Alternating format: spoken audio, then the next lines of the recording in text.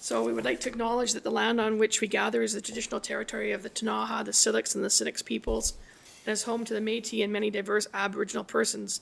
We honor their connection to the land and rivers and respect the importance of the environment to our strength as a community. Are there any late items? Seeing none, if I could then have an adoption of the agenda as circulated, moved by Woodward, seconded by Pinero. All those in favor? That's enough hands, I guess. That's carried. There's no previous minutes to adopt, so we'll move right into item number 6, the workshop education session, and I believe Chris might have a few words to start, and then are you gonna do Director Spencer's report, or Charlie? Why doesn't he come up and join you in the other hot seat? And then he's there. Okay, so we're starting off with a hydro budget update and then a little update of the 2023 operating budget. So over to you, CFO. All right. Okay. Thank you, Mayor and Council. So we just wanted to give you a little update on hydro budget. Now, hydro, if you remember, and we'll be talking about it a little bit when I show my presentation on sort of the whole financial plan piece, but if you remember, hydro is the one that we start the earliest, so we kind of get going on that in September and October so that we can get our rates to the BC Utility Commission by the end of October. So since that time, I mean, that's 6 months or so ago now, if you think back, yeah. So there's been, as we kind of move into the year and get a little more certainty on some of the costs and things that are coming in, we wanted to provide an update on where we are looking at the hydro capital budget for 2023 and beyond. This is kind of a breakdown of the column on the left. There is the budget that we presented in October of 2022. And this is what we're looking at as a revised budget for 2023 for capital. Now, the biggest driver in this is the Mill Street substation project. If you recall, that's one where we're replacing a failed transformer and also using that as an opportunity to replace the existing transformer there. So there are some insurance proceeds that will be helping to offset some of the costs, and we've worked that into the budget projections here, trying to be as conservative as we can. But really, it's just looking at some of those, getting a little more firm pricing on some of those costs now going forward, and kind of shifting our budget on our priorities. The AMI project will be postponed a little bit. I think Scott was mentioning he's going to come back in the fall with the advanced metering infrastructure. Yes. Thank you. Be coming to council in the fall to present sort of an update on that and a cost up estimates and maybe a bit of a business plan, or at least a plan going forward on how that'll look. But priority-wise, I think when we talked about inflation pressures and things like that early in the budgeting process, we talked about what are some of the things we're doing to mitigate those pressures, and it's prioritizing projects, and the Mill Street project is one that's an absolute priority to get going, so that's where the focus is. And some of the other projects that have the ability to be a bit more flexible on timing, then those obviously don't take priority. Vance? Question from Councillor Woodward. Thank you, Mayor. With the substation, the Mill Street, there have been a lot of issues with the supply chains. Do you have the parts already for this job, or will we be dealing with that too? Yeah, I can answer that, Councillor Woodward. The latest projection is based on actual costs that we have, or contracts that we have secured for the major equipment. Supply chain issues are playing a huge factor in that, and we're seeing costs 3 to 4 times what we were expecting based on our estimates from the project that we had done in 2016 at Rosemont. We have tried our best to build in delivery, realistic delivery dates into the project. But what we've got there, we believe is realistic and achievable based on what we know about the supply chain. It's taking longer and costing way more than what we anticipated, primarily because of those supply chain restrictions. Thank you. Thank you. Point of order. Could you do the magic that you do with the fan, please? Thank you. Is that a point of order? Yes, point of privilege. Point of privilege, thank you. Point of privilege. Point of privilege. Point of order is when I have to hop out to the loo. Also That's a privilege? Privilege as well, yeah. Point of order is probably when you want the chair to leave. Okay, so as far as what that looks like on a 5-year basis, we're just showing here, if you look at the graph down below, that's the purple line there was our original graph that we showed you back in October of where our capital reserve would be fluctuating. And then the yellow line is kind of that updated balance. So it's still within that target zone that we had set for ourselves of that, kind of 4 to 9 million range. Although it's kind of on the lower portion of that. And again, this is just with estimates for, annual rate increases of 2% built in there. And, a lot of forecasting once you get out to 2027 for sure, and 26 and some of those further out years. But we're still in a comfortable place. And again, it's prioritizing and kind of dealing with the cost pressures in the most reasonable way that we can. And I think our purchasing department and the hydro group has done a good job of kind of trying to handle that the best they can. Councillor Lockmer. Can you quickly refresh my understanding of are the BCUC's requirements or recommendations on increasing our debt ratio and how that's going to impact, or if at all, the reserve target, the target reserve level? Yeah, I mean, what we have in the budget is borrowing for the rural utility. Yeah. They've got that 50-50 debt equity, and we're still going through that whole process right now. We don't have any, resolution on that piece. We're still going through the IR process, but we haven't made any changes to the debt side of things. It's just the capital piece at this point. Okay. But I think, yes, if we have more of our capital funded by debt than equity, then our reserves don't have to be at the same levels. Although we do have to pay the principal of that debt, so it's not like a 1-for-1. It's the principal portion still has to be funded, and that's not funded through rates to rural ratepayers at this stage. And as Chris said, we're still going through that process with the Utility Commission. What we have committed to is that we will go out to the electorate to try to get those approvals to incur additional debt. And as council knows, if we don't, if there's more than 10% of our population that says they don't want us to borrow, then we have two choices: go to referendum, not usually successful if you get a 10% assigned alternative approval petition, or we don't borrow, and then we're forced into equity. So we do not control how much we borrow. Ultimately the electorate does. We control our ability to take it to the electorate. Generally, if they're reasonable projects like a Mill Street substation, our history in the past hasn't been that we've seen those turned down by the electorate, but it could. Maybe just to follow up on that, if I may. So then, if I'm understanding you correctly, then two things. Number one, the intent of the BCUC on this was to relieve sort of temporary rate pressures on the rural, right? Because by not having to fund those reserves, by pushing it over to debt, we're funding the reserves from rates. So there's got to be a reason why BCUC wants us to change that debt to equity ratio to be more debt heavy. Well, debt has a lower return than equity. So, we borrow for 4.5%. The equity side is 9.25%. It's simple. That return on capital that they're looking at.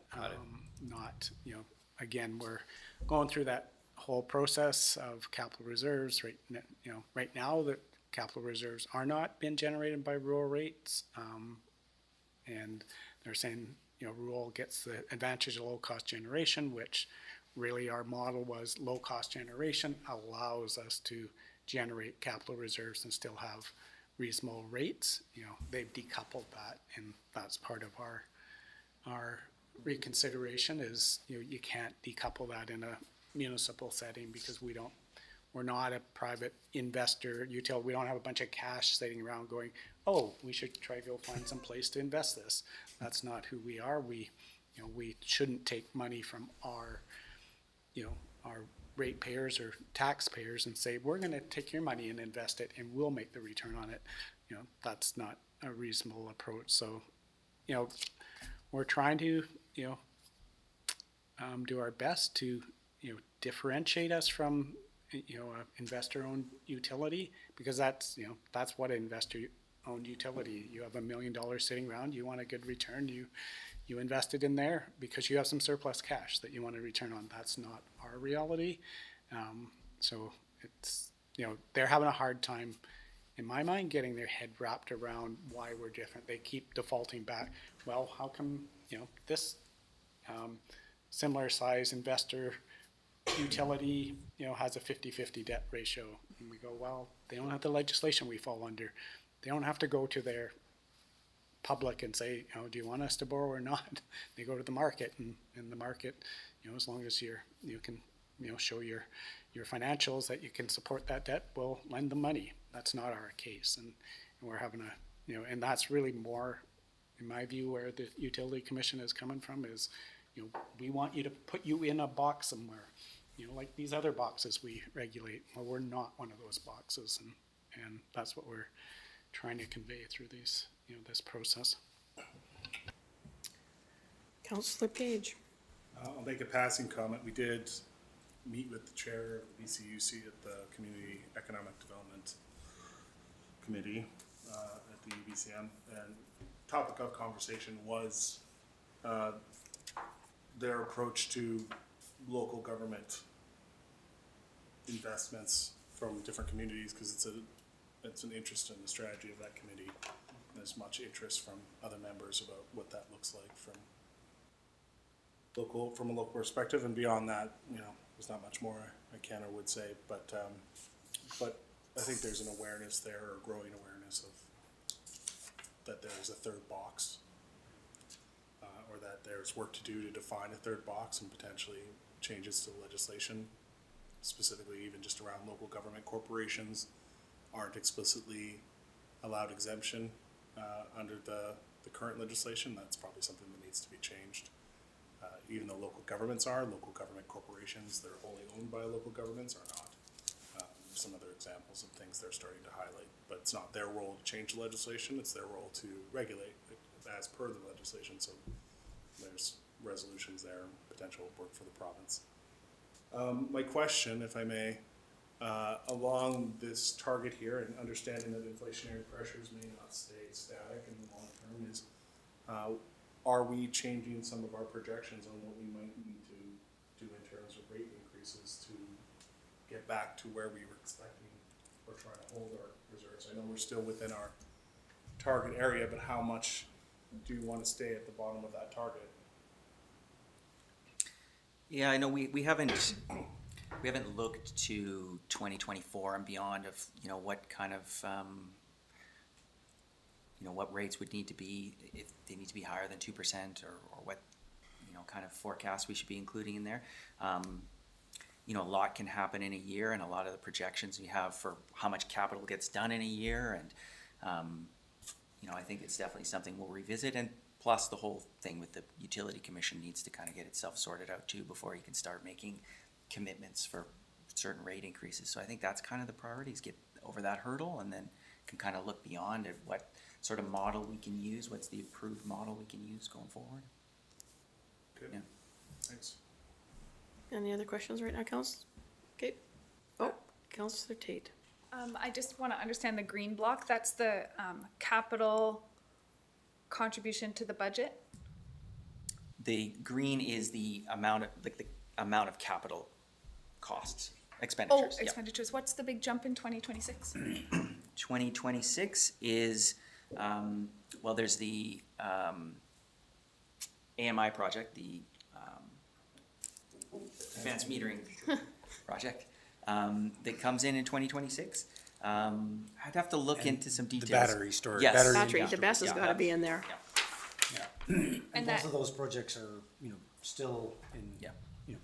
pre-feasibility phase, and until we know funding and excuse me, full scope, this is our best estimate, for 4 years out from now. Thank you. Okay, Okay, yeah, thank you. So, yeah, just wanted to give you an update on that, and then these will sort of form part of our 5-year financial plan when we kind of roll into that in May. But, yeah, that's just kind of the updated numbers from there. Thank you. Oh, is this your last slide? Yep. I do have another question.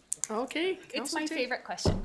As we're looking forward to reducing our dependency on fossil fuels, reducing our greenhouse gas emissions, moving toward electric buses and all those wonderful things, we're going to need to build more capacity on our grid.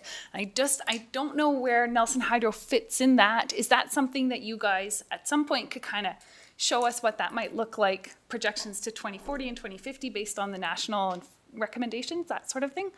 It's separate from this, but I'm really excited about it.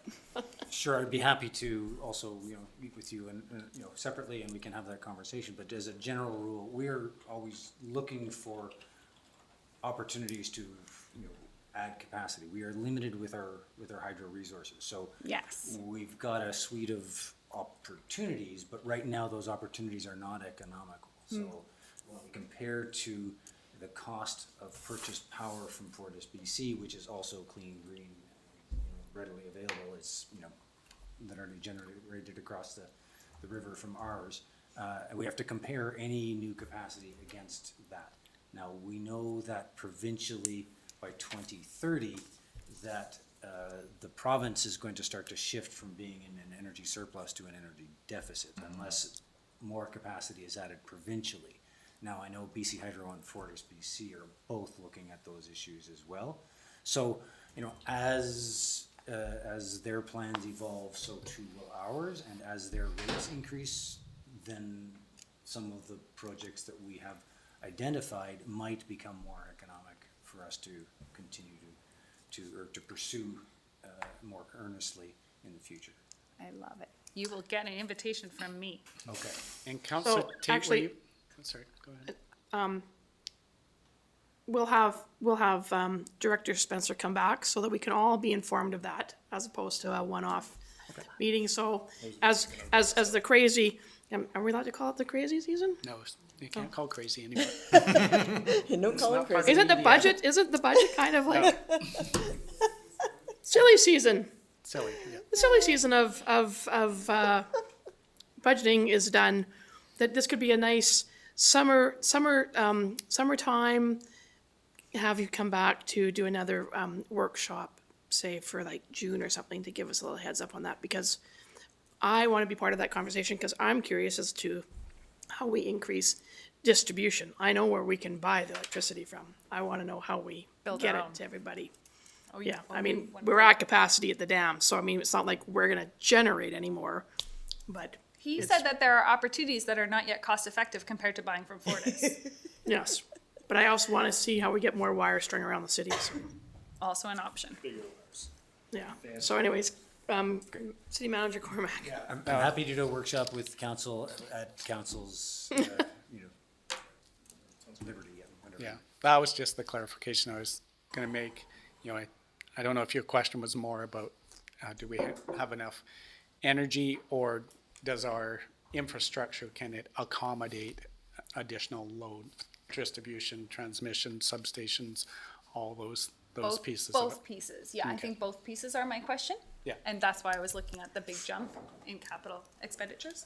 I got excited. And if I could add, Mayor, we are actively looking at our distribution load right now and, working with Fortis and BC Hydro around electrification and how that impacts us locally. So by the time we meet, I may have more information to share with you on what we think might impact Nelson Hydro's system. Any further questions regarding hydro? So we have cost pressures and there's gonna be a little bit of adjustment, but we haven't broken the bank yet. So thank you for bringing us the update, because we really do need to get that Mill Street project completed for sure. So, Thank you. CFO Jury, do you want to have one of your, the deputy come and join you, or you want to be there?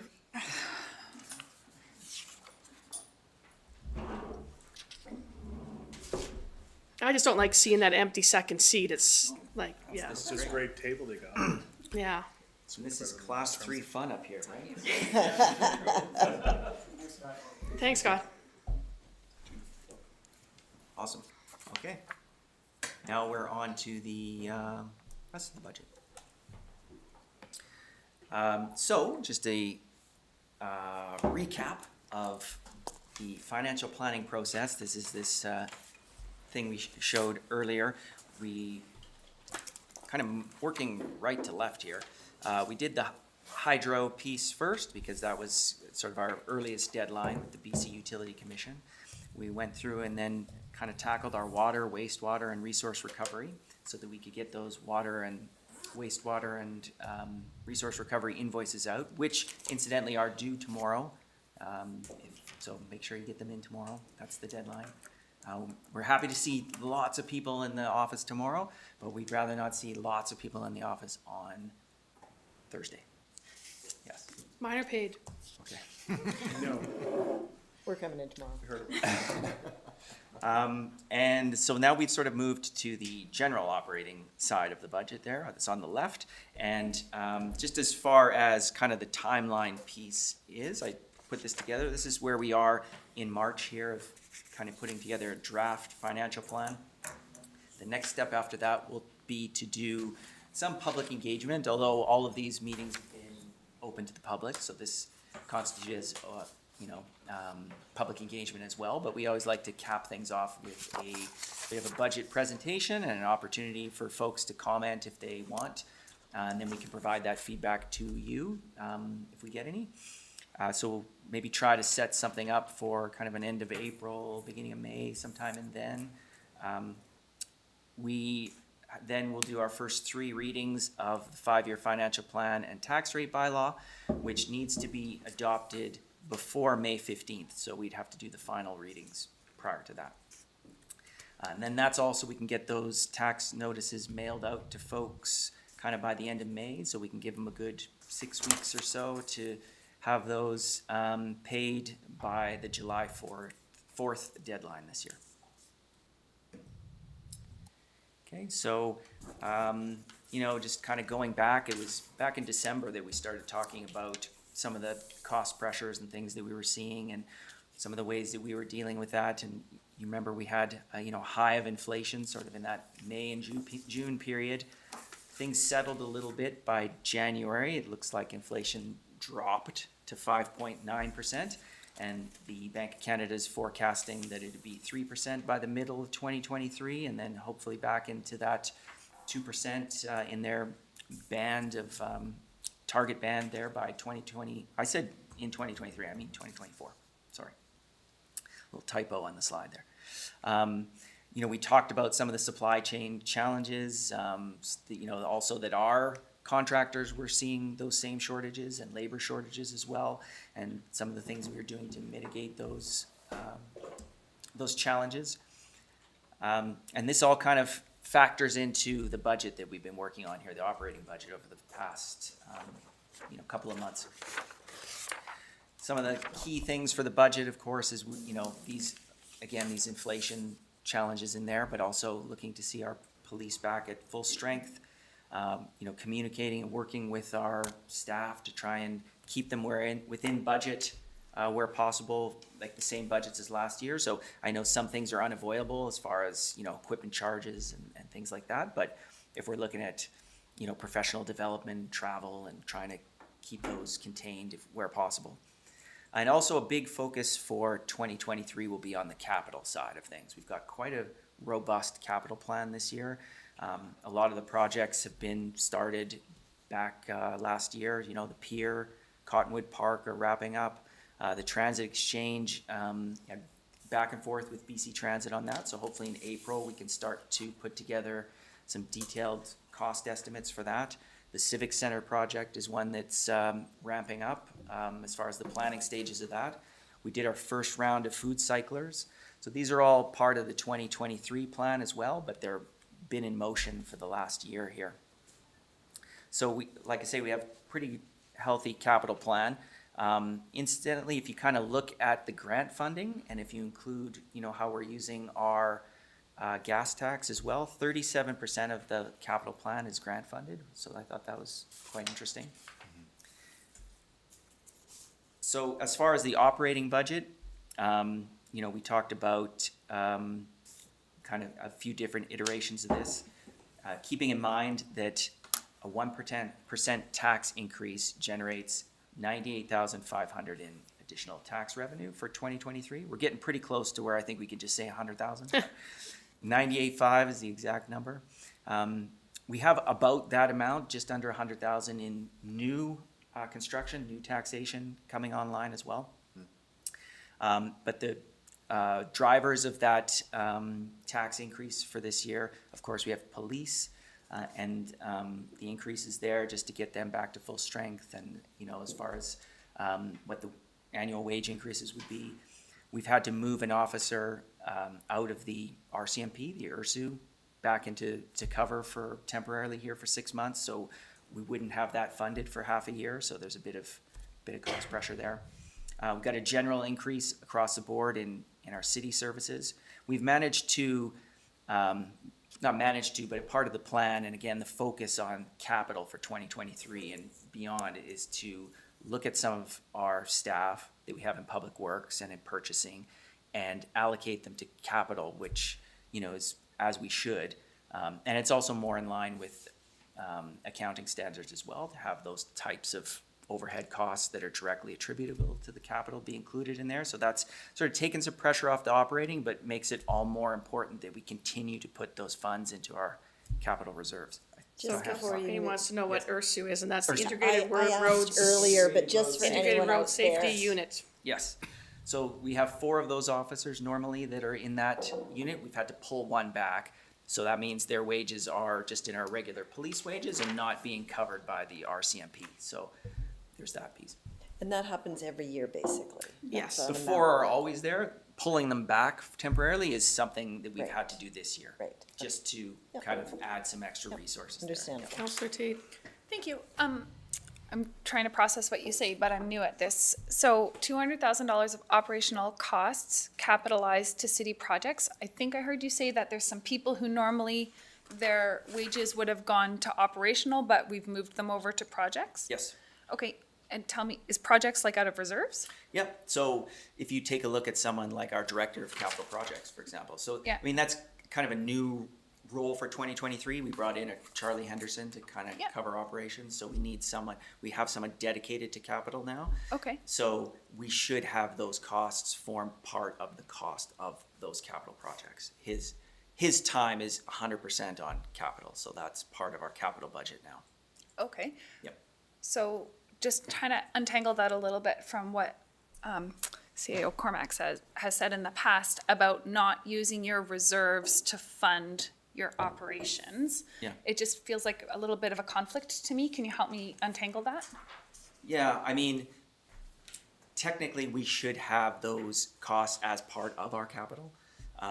We're putting more into capital reserves. Yeah. And then those reserves are funding those wages. So it's not the same as saying we're dipping into reserves and going Yeah. into deficit to fund that. We're contributing more into the reserves in order to fund, you know, the extra capital that we have and the extra administrative costs that we have in order to manage 17 million of capital projects. Like, yeah, we do need that, Yep. that resource. I get it. So then now the person that's running the projects is, their wages are actually getting billed to that project work Correct. order. Yep. I gotcha. I'm with you. Thank you.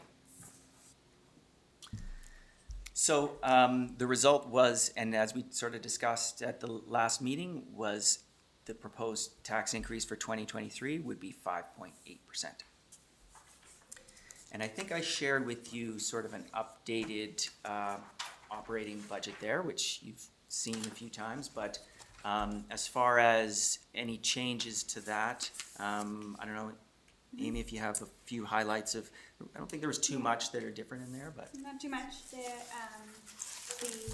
bottom portion where we had the additional ask from communities has been obviously put into their cultural line items, so that would have been hidden in line 45 and 69.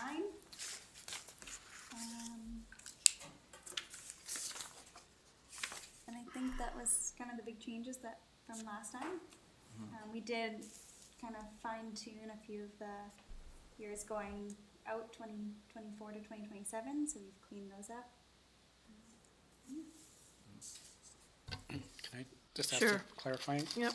So Amy, in terms of the cultural line item there on number 69 there, so 24 onward, is 23 and 22 include the COVID monies? Is that why it's Yep. higher? Yeah. Okay. Yeah, that's why there's the drop off there. That's where the 200. 200,000 COVID recovery Right. grant is in that Okay. piece. Councillor Payne. And that's the money that we have the applications for that we're gonna disperse, the $200,000, is that? Correct. Right, yeah, like it's, okay.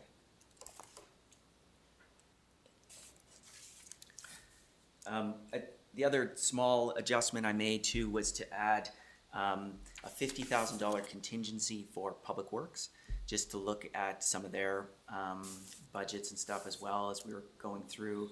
You know, things come up, you know, a light stand falls over on On a windy things day? like that happen, and you know, we don't want to be so tight that we're stressed out when things like that occur, and you know, so we provided that for them in the budget there. One of those BC Senior Games slides at some point, so. Yeah. That's the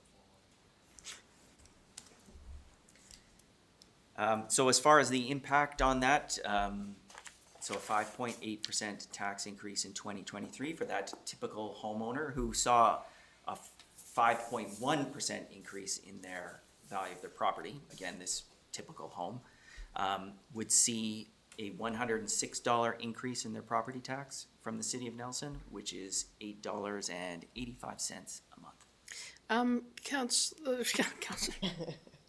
Councillor Woodward, I'm just gonna ask the CFO, I just made you part of the council. Could you tell us what the lovely greenhouse is worth there for that you've run these numbers against? Is that the 647 or whatever it is? 650. It's the house with no price, so. Yeah, I think you're right. I have that on another spreadsheet, but our deputy here is gonna look that up while I stall for time. Okay, and Councillor Woodward, while Amy's looking that up, if you want to ask your question, then follow. 674, 674? yes. So, just as on a communications piece, like I think this is like super valuable that people can really see like the impact on their life. But I also thought it might be valuable to in the communications to put this that 2019 was 2%, 2020 was 0, 2021 was 1.75, Yeah. and 2022 was 4%, and this is 5.8. And I think having that, just those numbers, the history there, and then showing that this 5.8, the impact is $8.85 per month, is I think a really very direct, clear piece of history that people can understand. You know, we've been trying really hard, especially through COVID, to keep the tax rates well zero or almost zero. And just that we have to make that up somewhere in that people can understand what's happening. That's all. Yeah, no, I appreciate that. Like I say, we're gonna put together a open house presentation, so this is great, you know, advice. If there's things that you think the public would be interested in seeing, I'm happy to include that in the presentation. I would just say as a supplemental, Mayor, Yes. that whatever we can do to make it personalized for people, rather than really meta with our whole operations, which is very challenging to understand the vastness of that. So just bringing it down to, you know, individual, what's the individual impact? What's it gonna feel like for an individual person? So, thank you. Okay. Councillor Lockmer. Thank you. I would just also say on the communications side, you did a nice breakdown on 3.3% or 3.3% of our tax increases, police and et cetera. Break it down. On the on. Oh, where was that?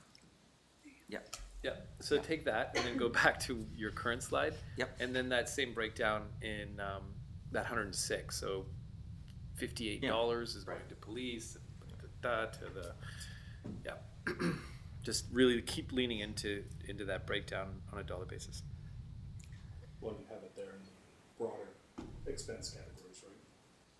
Yeah, not like on a per household basis. Yeah, you're so kind of thinking, 106, so it'd be $58 Yep. is of that tax increases for police, for example. Is That's that right. something I wanna know? Let me think about it. Is that something we want to emphasize? How do you break up this $10 bill?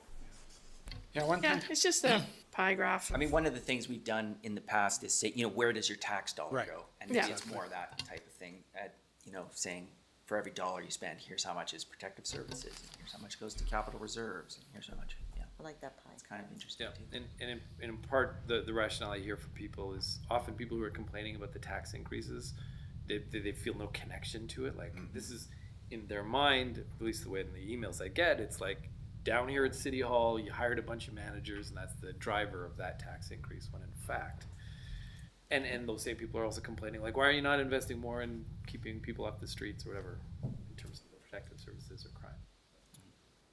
yeah, and I think we also want to make sure people recognize that, you know, in 2022, just to try to keep those tax rates down as much as possible, you know, we took advantage of every, you know, the fact that we had people off, we had positions not filled, and 22 was a bit of an artificial budget for police. That wasn't their ongoing budget. It was higher in 22, and it's, you know, all that staff is coming back now, et cetera. So it's not like police just went up in 2023. It's you know, we're recognizing some of those costs of 22 plus what those look like in 23, 24. I think, if I might, if there's no other questions, I just, 5 of us in the room here were at the local government leadership academy last week, mainly for new directors and new counselors.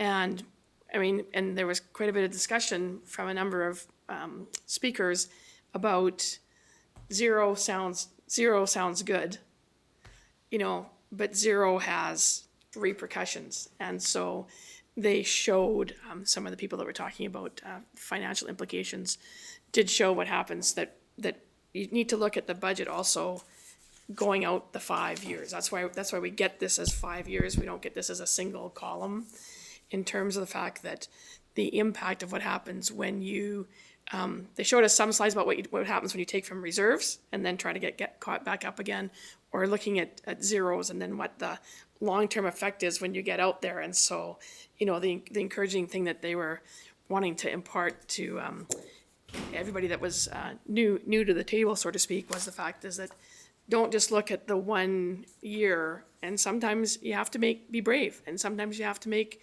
decisions that maybe you feel a little bit uncomfortable with, and taxation is a decision that I think we all feel uncomfortable with. But we have to make sure that we make one that's sound, and look at what it looks like when you're looking out that 5 years. And that's why we run these with what it looks like the potential is for tax increases, knowing that these are also a best estimate going out, because we do not know where the world is going to be over the next 5 years. So, but I thought they had some really good examples there of doing the math and the graphics of what happens. Councillor Page.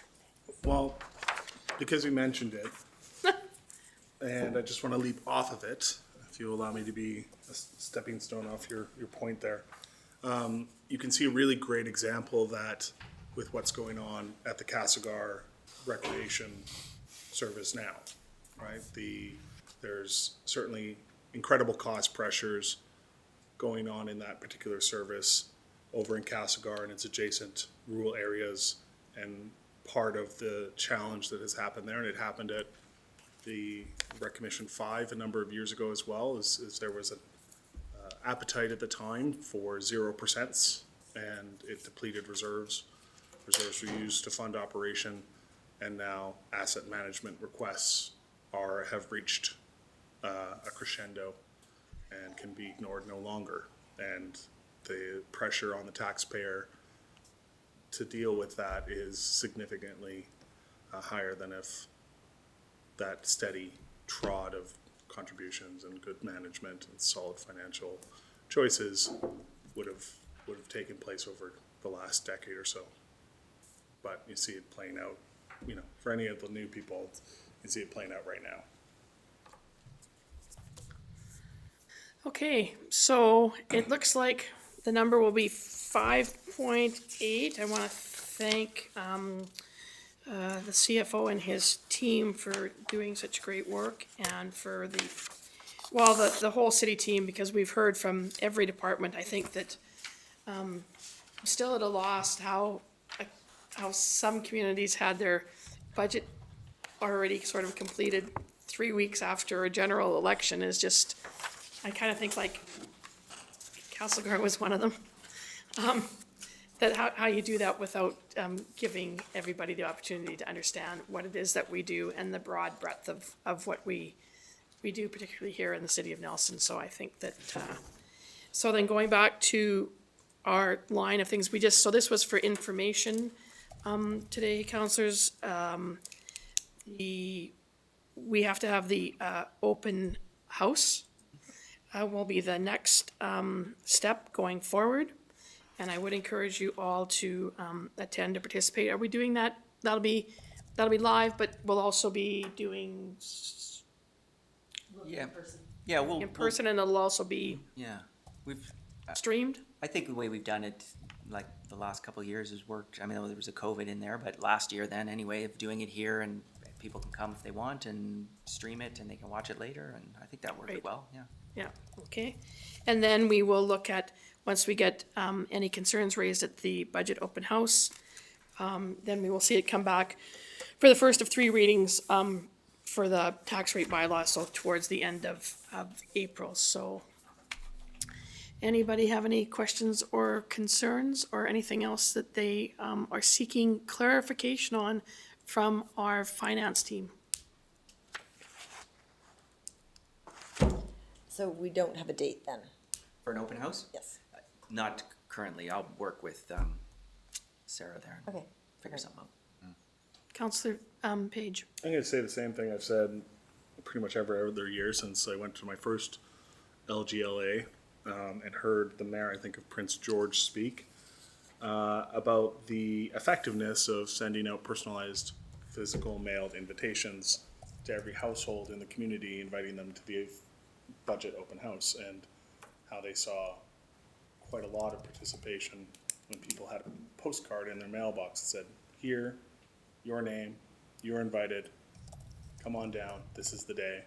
Because I think as much as there's always the opportunity for the community to know when these things are and to do their research, there is power in having a little card that tells you the date and time and has your name on it. It says you can come down, we want you down here.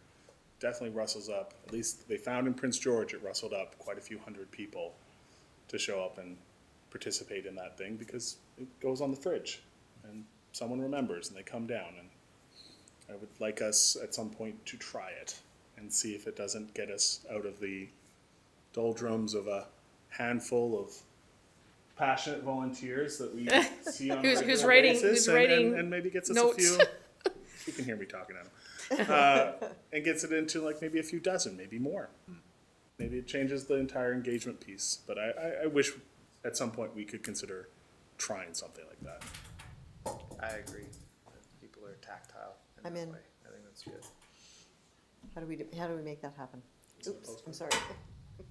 So the question's been raised, so we don't make it happen, staff make it happen. So if there is that do we feeling need a that we resolution would or like to do anything, that, or- because I'm just, I think we can just give direction to staff. I think that I would see this go to Ginger to make up some lovely graphics with some information about the budget, and working with the finance, team. I just want to know if there's any other concerns, because there is always these concerns about, I don't have a problem with mail outs and paper, but just to contemplate what people think of that. I mean, it seems that there's some flavor for that around the table. Any other counselors want to make a comment about that concept of doing a, I have a question. Does the city, in the way that we have everybody's physical addresses, do we also keep track of email addresses? Or is that not something we collect? Because that might be something to look for if we were sending that type of an email. Sarah will talk about it from a privacy point of view. yeah, Yeah. emails would be something.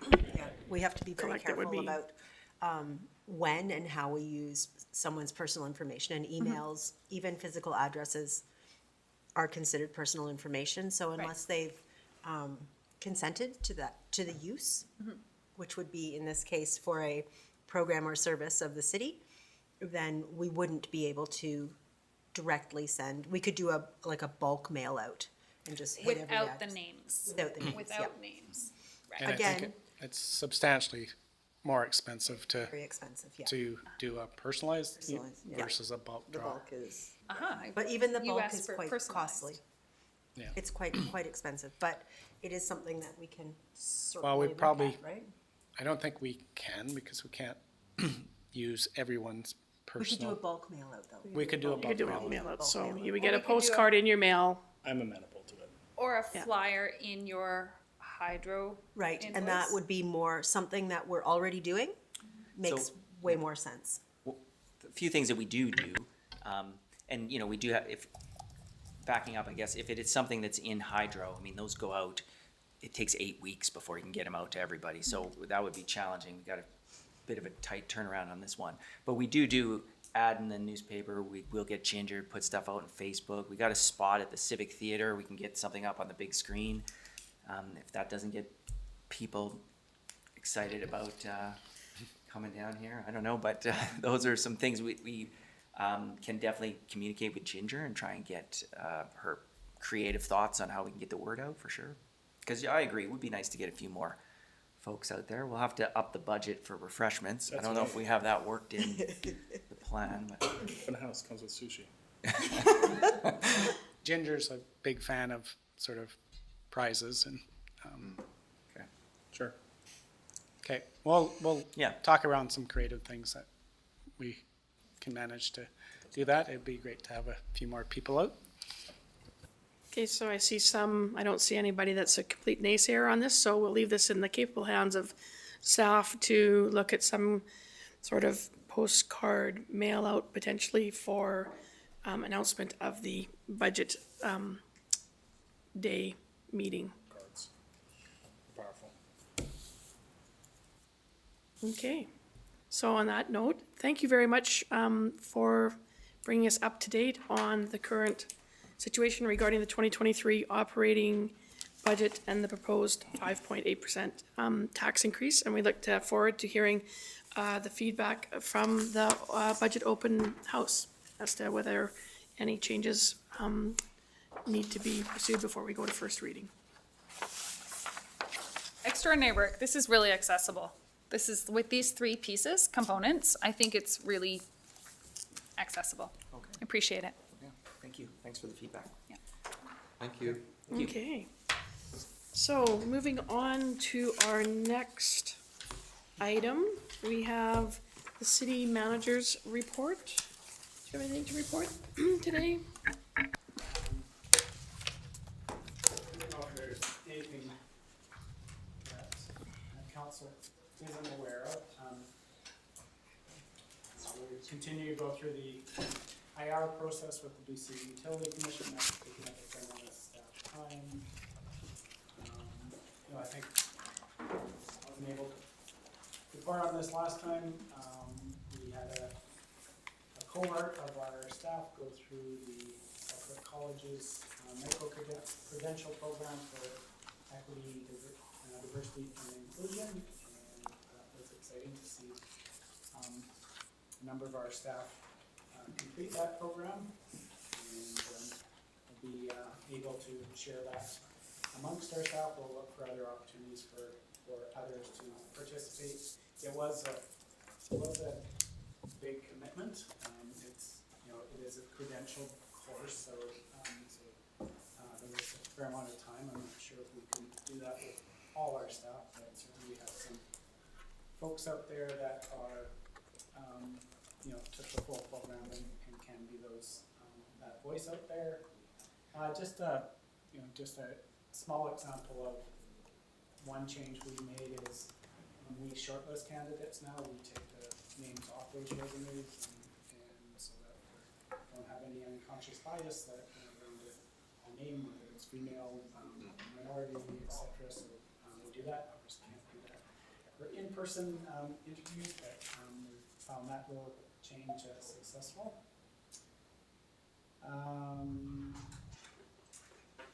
Organics, as Chris mentioned, our staff are working hard on the food cycler program.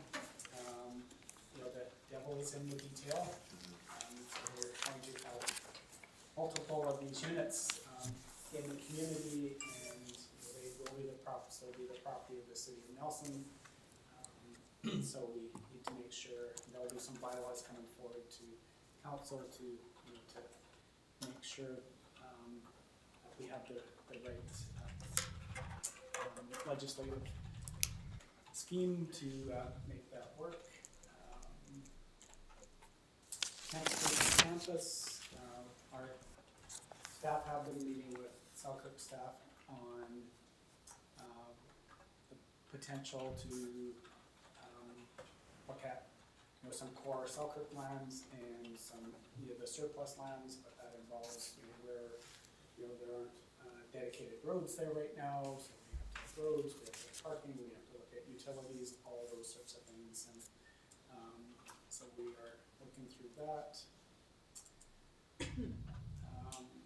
Sorry. If I'm Yes. Kevin, can you expand? What are you looking? Sorry. Can you So Selkirk College has, approached mayor and council around, does it make more sense those core facilities? And I think our facilities manager spoke to it during budget as well. We are not budgeting to manage and maintain those facilities that are part of the 10th Street campus. So the college can get capital funding for that, but it has to be on their books. And these lands are endowment lands, so we can't sell those properties for the value of the land or the improvements anyway. So we're just working through what would that look like. We see there's surplus lands up there, so we would be looking at what is the core campus lands that would make sense for the college to own and maintain, and what are those surplus lands that would make sense for us to maintain. For example, where the proposed climate gym would be in the surplus lands, right? So that's what our staff is just going through the details of that, and that would be brought back to council. And on that, we're also going to be contacting the ministry because, like I said, they're endowment lands. There's a crown charge on them. They have a say in how those lands are used as well.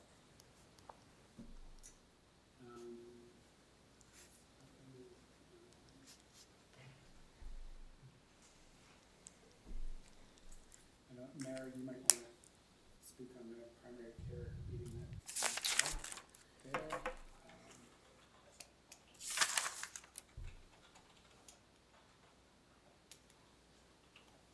And otherwise, I think primarily, we've been working on budget. The GM position we have interviewed and closed, and we'll be making an offer here this week for candidates. That should conclude our HR team. I think they just actually went out to lunch with a former fire chief of ours, and he was employees down at Public Works, and they seem to, that new model seems to be well received by our staff. One of our people are responsible for 2 departments and provides that ongoing support as opposed to one person trying to manage all those departments. We also have notice of IBW wants to get back to the bargaining table, so we'll send out dates for that, and we have bargaining with the fire set up in April as well. So IBW, sorry. International Oh, right, okay, thank you. Electrical Sorry, workers. I know a lot of the Yeah. union acronyms, but it's not IBW, thank you. Oh, I had a question. Yeah. Back. Sure, and then Councilor Wood. Me first? Yeah, you're Sorry. first. Just to back up to the inclusivity training, yes. how did we pick those people? Did they volunteer, or are we sort of like picking people from different departments to kind of disseminate the information, or what was the process there? And there's some sort of strategy around that? Yeah, well, yes, we made it available to anyone in the organization. We, tend to have the, the group that are keen on doing those things self-select, and we weren't as, we didn't cover all our departments, but we had, people from Nelson Hydro, Public Works, police, the climate team, I think Development Services, HR, administration. So I think we had a fairly, self-selected. Police as well. Yeah. Yeah. Yeah. So we did have somebody or a few people from the police department attend? We had one, the deputy chief attended.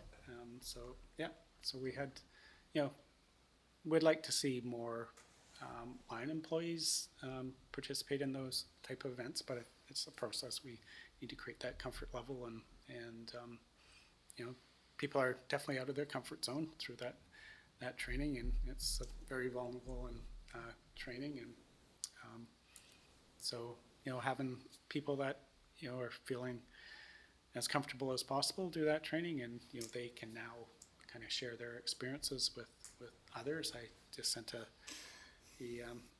note to all employees recognizing those employees that did this training, and asked others to to make sure they reach out and find out what their experiences were. So we're taking this one step at a time, but I'm pleased that we got the level of participation and the breadth of participation that we wanted. I know one of the next steps is for participants. They all did a group project at the end. I think there was 2 or 3 in a group, and we had 5 or 6, I believe, and a few of them want to come present to the department head group as an example, and I think ultimately to council as well. So we're trying to use that learning and use those champions to spread the word and lead. Councilor Woodward, followed by Councilor Lockenberg. Thank you, Mayor. I was wondering if you had any update on the ferry project. I haven't heard anything about that in a while. Yeah, I haven't heard, other than I believe they were a year to 18 months behind. We haven't heard anything else that they, of further delays. Thank you. I have Peter Ward on my list of people to call. We ran into each other on the street and said, we should probably call, and then he'll probably give me an update, and if I feel it's necessary for him to come in, otherwise I'll just report out at council. But they are definitely behind, and I imagine that as a result of that, they will have to come back for an extension of their, Temporary use permit. Thank you. I believe they're still within those timelines, Okay. but I can check with Development Services. Thank you. Councilor Lockenberg. I apologize if you addressed this before and I missed the meeting, but have you heard back about the curling center or the curling club's grant? Yeah, so we did reach out to the funder, and they did identify a few things. One, we're applying under different streams. That the City of Nelson's, we're different organizations, so they wouldn't look at them as competing against each other. So we did, based on that information that we got from the grantor, did go ahead and issued the letter of support to them. You're confident that the fact that we are maybe not applying for the same grant, but that by endorsing it, the matrix that they're gonna, Yeah, we're under two different streams. okay, Yeah, so two. that was the biggest thing. Okay. There's a stream for under, I forget what the dollar amount, 3 million? And then there was a stream for over, and they said, you know, they wouldn't be looking at one stream versus another stream.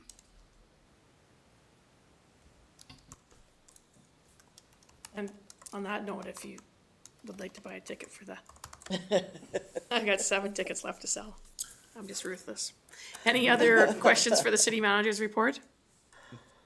Okay, we have a few minutes before dinner here, so is there any counselor that would like to give a report, or Councilor Hockenberg?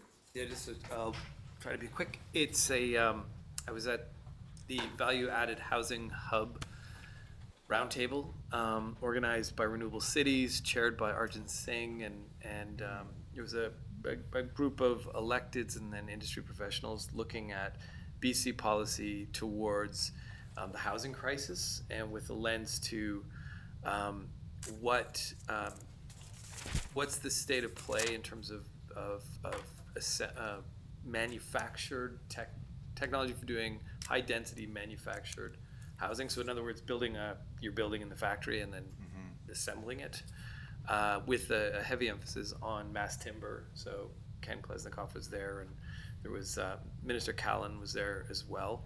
A lot of interest, very interesting, a lot of players. And one of the things that Renewable Cities did in terms of the preamble is identified, and I've mentioned this before, what are the available... Get this report already? What's that? Did we get this report already? No, we didn't. Okay. This is new. No, from you in the last report. Yeah, no, this was literally on Thursday, Okay. so no. Okay. Oh, continue, please. So familiar. It's good information. I could hear it again. My point for bringing it up Yeah. is I did ask about the NDCC parking lot, and we used it as a case study to what would it take to build on the NDCC parking lot. How much would it disrupt services over the course of the build, and so on. And there was some good examples given about others, very similar cases for how they did it. They did it quite effectively. That they actually added to the parking, so NDCC could come out even ahead. And the key factor was that you remove the parking minimums, build a type of building that's highly affordable with very little car, so to make it rent to people who don't have cars. So I just want to put that in the ear of council and staff that is a opportunity, and there's some good examples across Canada of others, municipalities who have developed that kind of property. Can I just ask, were those in smaller communities? Because I know, for example, the Woodward property, all the units he hasn't sold are the ones with no parking. So we do, we cut the parking limits by 50% on that, and that's the real situation in Nelson at this time. Not saying that Well, it wouldn't would be, change. You wouldn't be, the recommendation would be they'd be rental units. And you would be highly targeting a specific demographic to which the car is a bonus, if anything. So the two examples, one was, I think it was Saskatoon, one was in Ontario, smaller community in a bigger city, obviously. The proximity to transit and transportation options was really important, but I think having the proximity to the NDCC and then literally walking distance to Baker Street and then to the mall really would put that into an ideal spot for this kind of building. But again, the parking, you could build a couple layers of parking on top of that. And sight lines, you could build pretty high too without blocking it. Well, we should look into Hall Street Place, because that is right there, and it is all rental. And it is, I know we reduced the parking requirement for that because of that. So that would be a really relevant one. It's, right in the same parking lot, and it is strictly rental as well. There's a, oh, sorry, man. Sure. just adding this, there's an example of a, what do you call it, modular housing build that I saw in Vancouver in a parking lot. It's sort of like a 20-year lifespan, and then it's you're just walking from the SkyTrain station, and then like you go through a parking lot, and like boom, there's a bunch of housing, and it was targeted around people could just leave that housing unit and go right to the SkyTrain and have all the access in Vancouver. But it is temporary, like That is, what we were talking about is not. not okay. Not temporary. Okay. Thank you. Other questions? I don't know how long you want to entertain this thought, but I don't understand how we would go about doing that if we don't own that property, right? That's RDCK property, or do I misunderstand? It used to be city property, but yes, we did Okay. give it to the RBCK for $1. Sold it for $1. So the discussion would have to involve the RDCK, of course, for something like that. And we do sort of participate in some housing discussions. I mean, we do have a regional housing group that are trying to get off the ground and formulate, and I'm sure that Councillor Page has just put up his hand out of the corner of my eye. We'll be able to give you more information about that, but yes, it is owned by the Regional District of Central Kootenay. Okay. Could always, there's a lot right beside it that's not. It's an interesting thought, and inside of the conversations that are being had around the utilization of the campus and the long-term plan and coordination that goes along with that, along with the motion that was passed by this table and sent to the RDCK for a task force to look at opportunities that might exist within that campus. This would be a place I think we would try to have that conversation. Now, where I do worry would be, do we want to reconcile ourselves first around what development partner might look like, whether we want to create one before we forge off and start making a project? Or do we want to make a project and then wrap an entity around it that might make other projects of the similar side? It's just like, which is the cart and which is the horse in this particular scenario, to modernize, turn of phrase, in this electric era. So I think it's worth having a conversation, but I think it's also worth having a bit of temperance and say, perhaps we want to ask the question at this table and figure out between the RDCK and the City of Nelson if we are going to create some sort of development partner or not. And then this might be, a perfect first project. It might not. But within that long-term campus look that's being formed right now for the terms of reference is housing one of the values the city wants to make sure that the RDCK is looking at when making those considerations, because I think that's where you start to have the planning stuff around rec commission itself, which is, the service in charge of that and the governance model in charge of that property. Yeah, share the information. Definitely agree we need to use our building spaces. They're empty lots. We don't have a lot of empty property in Nelson. Or buildable sites either. Okay. Did you have anything further that you wanted to report? No, just that.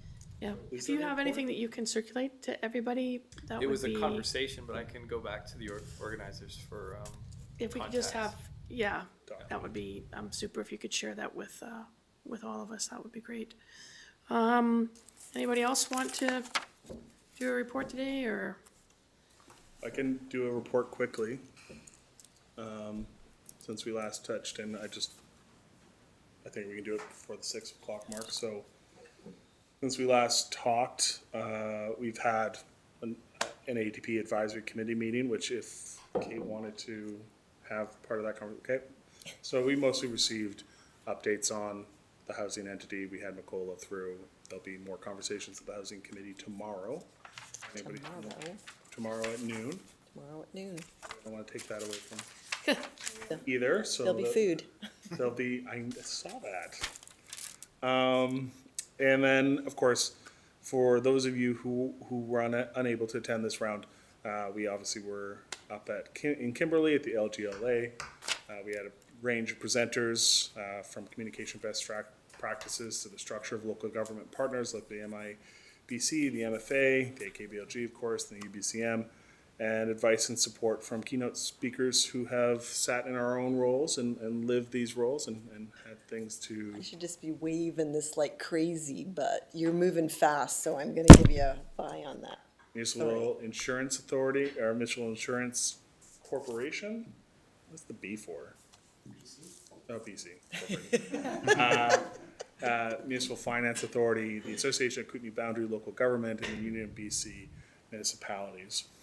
And so I think we had a good few days of learning. I think there was lots of good stuff for both new and old councils. There was very much a idea there that, like, over the many years, they're definitely shifting away from this being like a place where only new councillors go to get initial training. There is significant value in both the networking and the opportunity for some of the advanced stuff to reprocess some of the learning opportunities. There's definitely some good stuff that's there for everybody. So beyond that, we're going to have a busy board week this week, and so I'll have more of an update for you next time. Anybody else? Councillor Crane. I just wanted to highlight something that was in the correspondence because they asked us to do that. So there is the healthcare aid training that's being offered.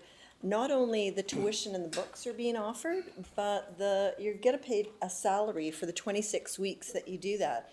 This is a career where we recognize through the pandemic that we are very understaffed in that area. And at $26.93 an hour for starting in that career, it's not a bad place to be. And we know that caring jobs are green jobs. So it sounds like a win-win-win to me, especially in light of the fact that we're constructing a new health campus where we will need more people to serve in those positions when we can't even really find enough staff to do what we need to do now. So incredible opportunity. There was a newspaper article, but I just wanted to highlight it at council because certain segments of the economy all are suffering from needing more employees, but this is, caring jobs are green jobs. Those are environmentally beneficial jobs for all of us, and we need more people doing them, and I know there's lots of caring people here. That leads me right into the ENCO meeting, where lots of interesting, ENCO, thank you, oh my gosh. The Nelson Committee on Homelessness meeting, which happens once a month for 2 hours, and many of the social service agencies that are serving the more vulnerable individuals in our community greet and meet to share information around what's happening. And the biggest item that I want to highlight from that is the Salvation Army will no longer be offering their brunch program. So it's a pretty significant program because they deal with a demographic that often finds challenges in going to other food services. So I know that Jess, the ED from the Nelson Community Food Cupboard, is going to explore with that organization whether there's some way they can fill in. Kootenay Christian Fellowship is trying to find ways to have additional staffing as well as the food costs, which have gone up incredibly, as we all know. But it is a blow to that community because in addition to the brunch that they offer for many people, that when they wake up cold wherever they are, that's the first warm place they can get to. They also have showers and laundry. So it's going to be a deficit, and that was felt really strongly at the meeting, that they're looking for other opportunities. So anyone out there who wants to become the new host for that area, always welcomed. That was a key thing from that meeting. There were lots of other things, and staffing, again, is a big issue. It was brought up that Stepping Stones was possibly going to have to close Friday or Saturday night from a shortage of staff. And when you're only homeless shelter in town, when the Castlegar shelter are closing and for 6 months, and the trail shelter is also having challenges, makes it not only a Nelson problem, but a huge regional problem. So the Nelson Committee on Homelessness are working as hard as they can, but the job seems to be getting bigger. Through the chair. Yes. Do you have any, that was my question actually, do you have any collaboration or bridges building with other communities?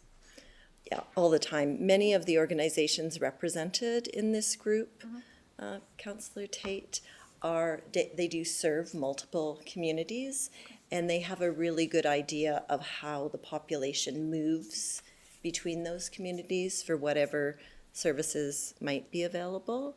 So yeah, there's lots of that going on, which is why that meeting is so valuable. So it's not just the Nelson Committee on Homelessness, it's a...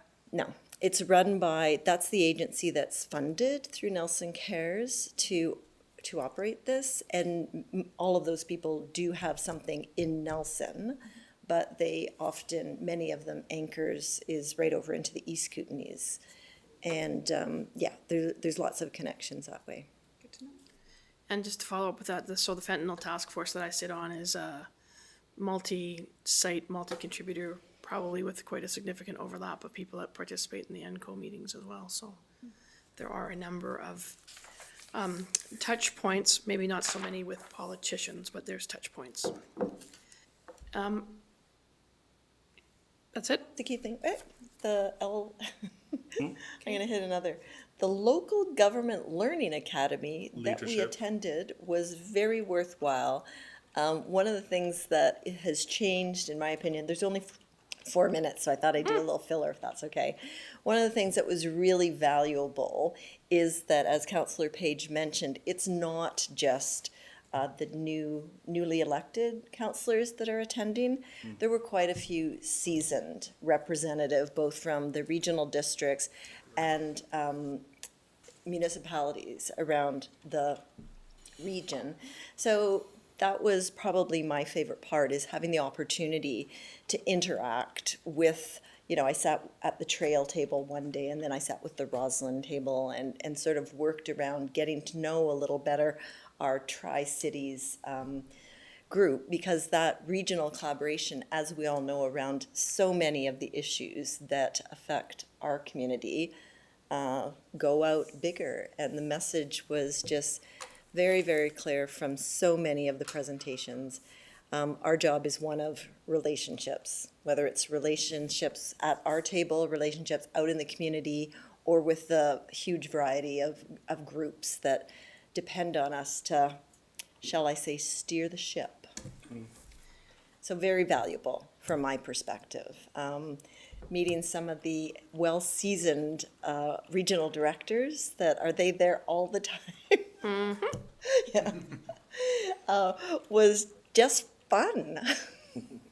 So just, I kind of feel poorly as we all talk about having been at this conference. This conference is not required. I just want to make that clear. And so we did have some counselors who, for a myriad of reasons, weren't able to attend. So it's not like we had some people that didn't show up. I just need to make that quite clear to the listening audience that it's not a required conference to attend. We always have encouraged to this particular one for sure new counselors to go, because it's a really good refresh of now having had a few months of experience. A lot of this information was given to you in the first couple of weeks, and it's just a mind overload, and you don't really know how it applies, but now you've had some practice, experience applying it, and now it makes more sense to actually hear it again. So And then there will be the AKBLG coming up next month, and I do believe that the Association of Kootenai Boundary Local Governments will be meeting, thank you, Councillor Payne, at the end of April, and I believe I think everybody might be going to that, but anyhow, so there's other opportunities to get along, and this was a group of just the AKBLG people, so it was kind of like a first run of getting also to meet everybody, so. It's a primer. Anyhow, it is now 6 p.m., so if I could have a motion to recess. Thank you, Councillor Payne, seconded by Councillor Lockenberg. All those in favor, and that is carried. Are we eating here?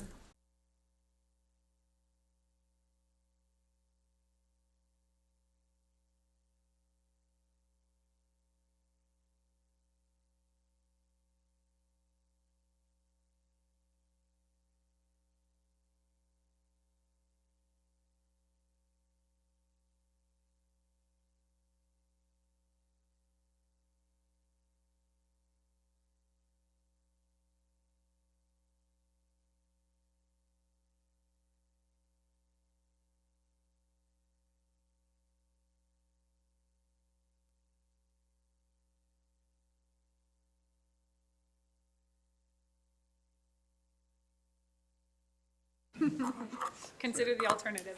And in come the millennials to make us feel bad about ourselves. Should I say something? No, you about just stay quiet over there. implying that age is ageism. That's your role. Ageism, the least recognized form of the discrimination in isms. society. Right? There you go. All the trouble. That's the boomer's portal. Pardon me? It's the boomer's portal. I know, right? Jimmy, I'm just gonna write this. Don't call him. 100%. They will give it If we could have a motion to reconvene, please? So Moved by moved. Woodward, seconded by Page, who is now sporting glasses. Wow, I thought a new counselor joined us. And we are at item number 10. Sorry, you guys. My out of request is the Nelson Community Food Center. We're just sitting up here. Oh, okay, okay, okay. I just like, sorry. Mayor? Yes. Yeah, I would, for the item 10, yes. I would like to make a declaration of conflict of interest. So I, Jesse Woodward, wish to declare that this time I'm not entitled to participate in this discussion or vote on the next item of business before the meeting. That is number 10A on the meeting agenda by reason of being an employee of the Nelson Community Food Center. Thank you. Okay, I'm just gonna read the analysis summary as Councillor Woodward leaves the room. The Nelson Community Food Center has requested that the City of Nelson submit an application to the Union of BC Municipalities Poverty Reduction Planning and Action Program for funding that will allow for the continued implementation of the Together Now Community Action Strategy. If successful, the Nelson Community Food Center would use the funds to carry out the plan with a focus on local food access, and the city would administer the funding. Council is now asked to consider the request. So just to remind everybody that at the last committee of the whole, we had a lovely presentation from the Nelson Together Nelson group, and that this was going to be the focus for their next year. The previous year, they did their summary, and it had been on financial literacy, and that was a very successful program, so we can only hope that this one is as successful, and if not more. And that will be really moving Together Nelson forward. There's a staff recommendation there. Would somebody like to put the recommendation on the floor? Councillor Page, So moved. if you'd like to read the motion, and it's going to be seconded by Councillor Lockenberg.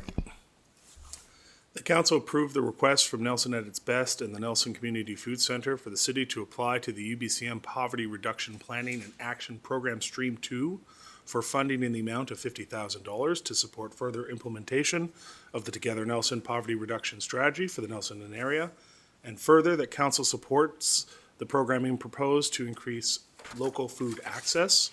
And finally, that the City of Nelson will provide overall grant management of any funds successfully secured from the UBCM Poverty Reduction Planning and Action Program Stream 2.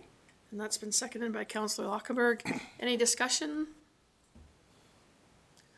Seeing none, counting 1, 2, 3, 4, 5. All those in favor, opposed, and carried. Thank you. Can somebody have, you're welcome. Thanks for coming down. Jesse's back. He's here. Yeah, Jesse already. He had confidence in his fellow councillors. Item number 11, delegations, we have none. Item 12, we have no bylaws this evening. So then moving into item number 13, and that is why we have staff at the end. So Development Services and the Climate Leadership Team will be updating the official community plan, the OCP, over the next 24 months. Staff recommended establishing an official community plan advisory committee, the OCPAC, so just so people get used to listening to the acronyms, to provide invaluable community insight for the OCP review. So there's some background information there that councillors, you had a chance to read, and there is a recommendation on the floor if somebody wants to pass the recommendation, and then we can have discussion. Councillor move. Woodward. It's been moved. Would you like to read it, please? Sure, Mayor. That council approves the establishment of the official community plan advisory committee and the committee of terms of reference, and that council delegates to staff the authority to appoint non-council members to the official community plan advisory committee in accordance with the terms of reference, and further that council appoints councillor, name needs to be inserted there, to the official community plan advisory committee, and finally that council appoints Mayor Morrison to the official community plan advisory committee. And is there a seconder of that motion? Seconded by Councillor Tate. Okay, discussion, everybody, and I'll go first if the mover wants to talk. Thank you, Mayor. So I'm not exactly sure how we're going to decide who is the counselor that goes in there. I will just say I would love to be that counselor, but I'd also like to wonder if I could add either an amendment to this, basically saying that we could maybe also have an alternate, because I'm not sure how many other counselors would be interested in sitting on this committee. Oh,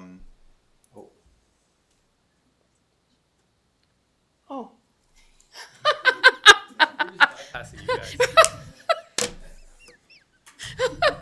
sorry. Well, how about if we, Okay, like, sorry. I mean, it's, Yeah, it's, let's- sorry. I mean, but it's, Let's learn about it first. Okay. Well, can I Okay. just finish my thought? yes, you can surely finish your thoughts. Sorry So about my, that. my thought is that somehow I have to decide who sits on this. But Right. I was wondering if it would, if council was in favor of it, that we could also have an alternate so that possibly two councilors, if they were interested, could be part of this process. Because I personally am really interested in this process, but I'm sure other councilors are too. Yeah, and I think that when you read the terms of reference, that council positions are non-voting, so there probably is some flexibility in that. But before we let anybody else talk, unless you got something burning, we're gonna let them do their presentation. Yeah, no, I just. And my apologies. I do have a question for them that may precede their presentation or not. Okay. It's sort of a higher level question. Wait. Okay, I'll go to you as soon as they finish their presentation, because the answer might be there, it might not be, but you can have the first question. My apologies to the staff. It's a crazy Tuesday at City Hall. Totally understand, no problem at all, it's very exciting. It is very exciting. Okay, that's great, so I'm just gonna give an overview of kind of all of the documents that we have, both for council's information as well as the public's. Oh, so Who are you? Councillor Payne would like to have you introduce yourselves, please. Okay, and I didn't have my microphone on. Oh, I am Natalie Andrzejczyk, I'm a senior planner with the City of Nelson. And my name is Matt Kuziak. I'm also a planner at the city. great. I always forget to introduce myself. I feel like I've been here forever, so. We know who you are, but our audience would like to know. They may be meeting you for the first time. That's right. That's right. That's a good point. Okay, so I'm going to just start with why are we updating the official community plan? So I'd say, like, at a very primary level, we're updating it, updating the official community plan, also referred to as the OCP, and I will use that term quite a bit throughout this, is that the Local Government Act mandates that the OCP is updated every 10 years. Our current version was updated in 2013, and therefore it is up for review.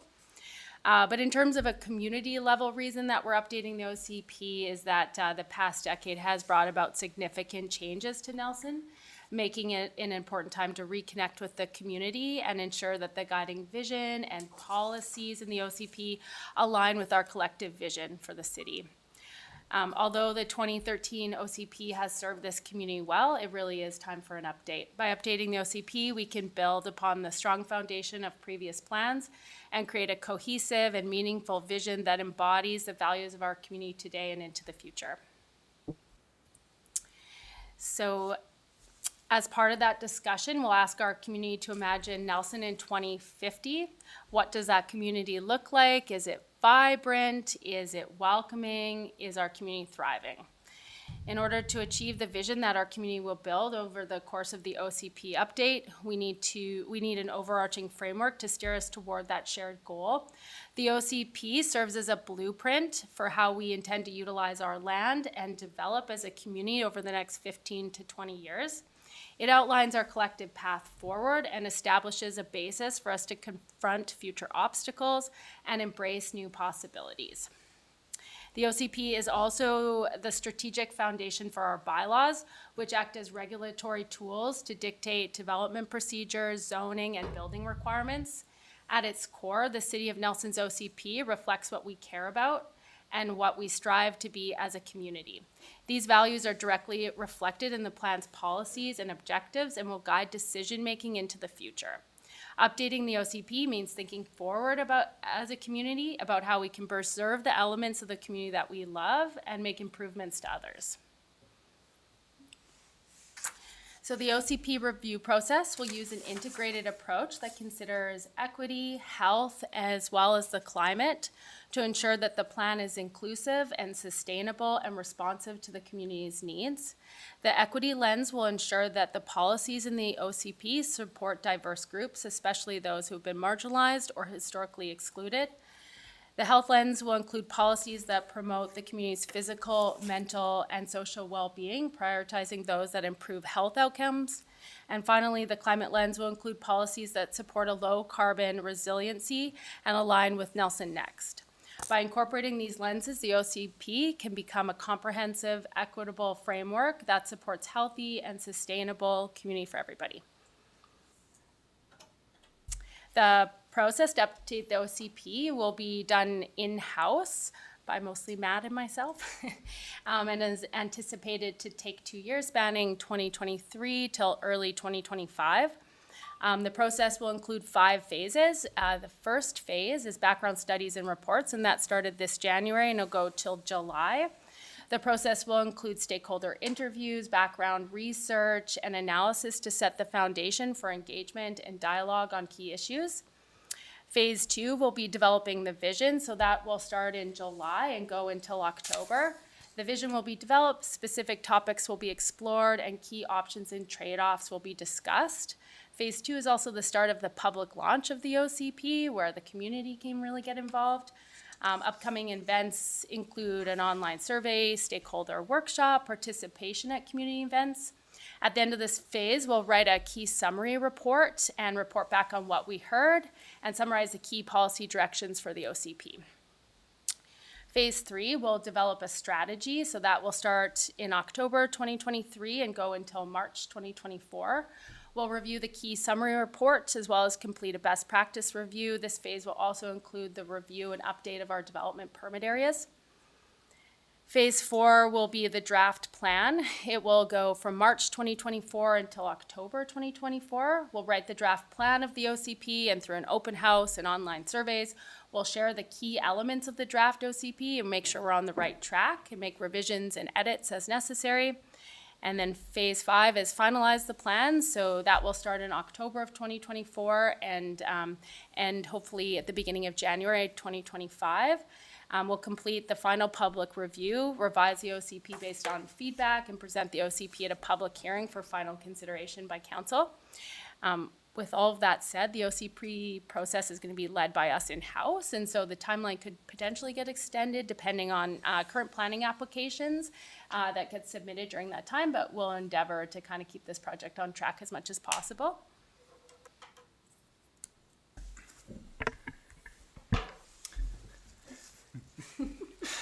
Yes, so a large portion of the work that actually goes into updating an official community plan is actually engaging with the public, as the primary purpose and function of the OCP itself is to reflect the priorities and aspirations that the community has and the vision that they have for the community as it evolves over time and over the next 10 to 15 years.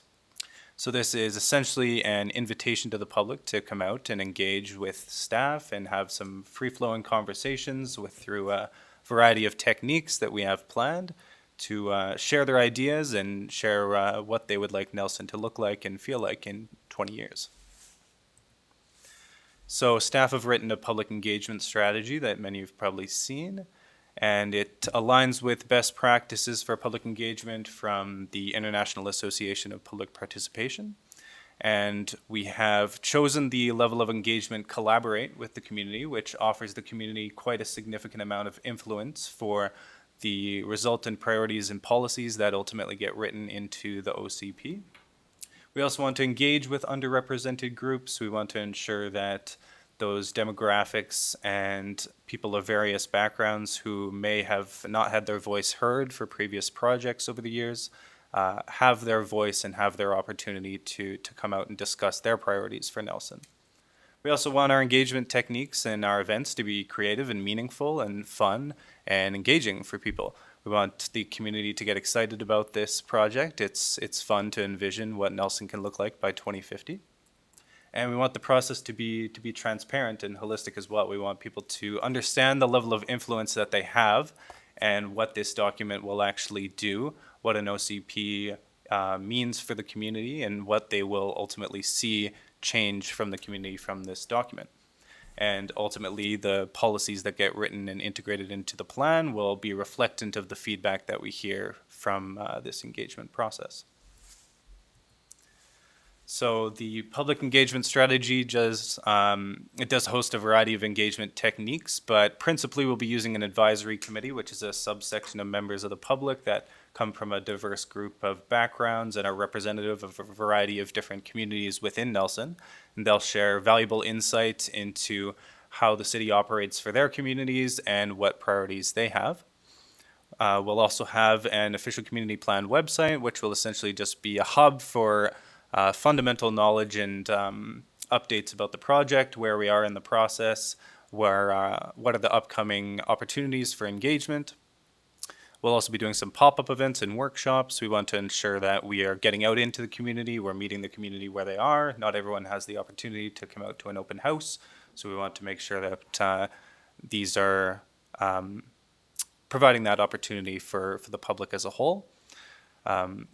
And more to that, we'll be doing some thought exchanges and surveys. We want to make sure that this engagement process is as accessible and barrier-free as possible. Not everyone has the time, and not everyone feels comfortable coming out and sharing their opinion about Nelson in front of a large group of people. So we want to ensure that it's accessible for everyone. And we also want to have some fun, interactive activities too. We want it to be an exciting process. We want people to get passionate about what they love about Nelson and share that with us. So that might look like a photo competition that ultimately gets integrated into the plan, or maybe it's a walking tour. We want people to get out into the community and experience what Nelson is and share what they love and maybe what they don't love so much about the city. So we're really excited about this engagement process, and we really want the community to get excited too. Okay, and now I'm going to chat quickly about the OCP Advisory Committee. So Matt quickly mentioned we are recommending that we create this advisory committee, and It would be kind of short OCP-AC. The committee will ensure that the new OCP reflects the community's values, aspirations, and priorities by having a committee that is deeply involved in the review process. So they'll provide feedback and guidance at key stages of the project, identify opportunities and issues, review and comment on draft policy, and participate and hopefully promote community outreach and engagement. The committee will consist of the mayor as the chair, one council member, development services staff, all as non-voting members, and then 12 members of the community who have diverse experience and representation in environmental stewardship, the business community, economic development and tourism, health and social services, arts and culture, heritage, recreation and trails, climate and energy, community members, housing, education, Indigenous communities and First Nations, infrastructure, construction, or technology. So voting members, as much as possible, will be diverse and represent different ages, racial diversities, genders, and abilities. The committee will play a vital role in engaging in the community review process, and they're really our sounding board to the community to make sure we're on the right track. So in conclusion, we're really excited about this process. We're excited to dive in and update the OCP and build upon the strong foundation and create a plan that embodies the values of our community for today and tomorrow. Thank you so much. Okay, so Councilor Lockenberg, you get the first question. So there's, thank you for this. It's very exciting. I'm excited about this. My comments are both related to the committee, the citizen committee. So in 2012, we established the Advisory Planning Commission. And it's the precursor to the OCP review in 2013 with the specific sort of task. 8 advisory planning commissions exist to advise, obviously, on the issues at hand, but also on planning, including OCPs. So the APC bylaw that we passed 3244 in 2012 involved repealing the previous APC, and my understanding was it was to kind of update and reestablish the new APC in anticipation of the OCP review that was coming up the following year. So we have an APC today. We have a number of members of that APC, and it's so my comment is these are people that kind of, and I think Janice was on the APC one, I was on the APC before. It's a job you volunteer for, and then it kind of nothing meaningful seems to happen. And so now that we're kind of ready to get into some meaty work for the APC, which is what they exist to do, what are we going to do with them? Because last time we kind of reset it, and it sounds like that's what you're proposing doing, to do a reset. So this will become our new APC. We'll remove the old one. This will be the new APC. If not, why not? Or what will we do with the current APC? Through the chair, yes, we did actually discuss that. I actually didn't have that historical context that the APC was kind of developed with, considering that they were going to update the OCP in 2011 or 2012. Maybe I'll just clarify. I think the APC was updated to reflect the sustainability plan.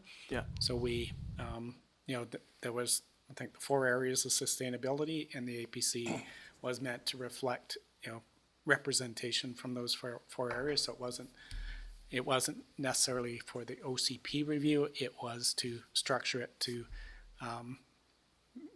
mirror the sustainability plan that we did. And I think it was just, once we did the sustainability plan, then we had to update the OCP to reflect what came out of that sustainability plan. So they made sense to, how that transitioned, but it wasn't, it came from the sustainability plan. Exactly. So just to clarify, so the sequence of events was the Path to 2040 Sustainability Plan, update the Advisory Planning Commission, and then move into the OCP review. So we've got Nelson next. Do we do that middle step of updating the Advisory Planning Commission, and then, 'cause it sounds like that's effectively what we're doing in this new committee. And if not, then are we gonna have 2 planning committees kind kind of there? And should we just remove one and have the new one replace it, or? I know in the past, the APC was part of the OCP process. I'm not sure what They'll still what you're be anticipating as their role in this. They'll still be part of this process at kind of key stages. We did, just to provide a bit of background, we did talk about this and we reviewed it. The OCP committee will require quite a big commitment for community members. We'll be meeting more regularly, and then it'll be disbanded at the end of the project is what we're proposing. The OCP, on top of that, the APC is also supposed to review rezoning applications. They don't come that often, but we do have a couple per year. And so I think it's a higher level of commitment to be part of the OCP group. So we're having a hard time struggling if we combine them, they'd have to review the OCP and be part of that process and be working with staff pretty regularly. We're anticipating one meeting per month.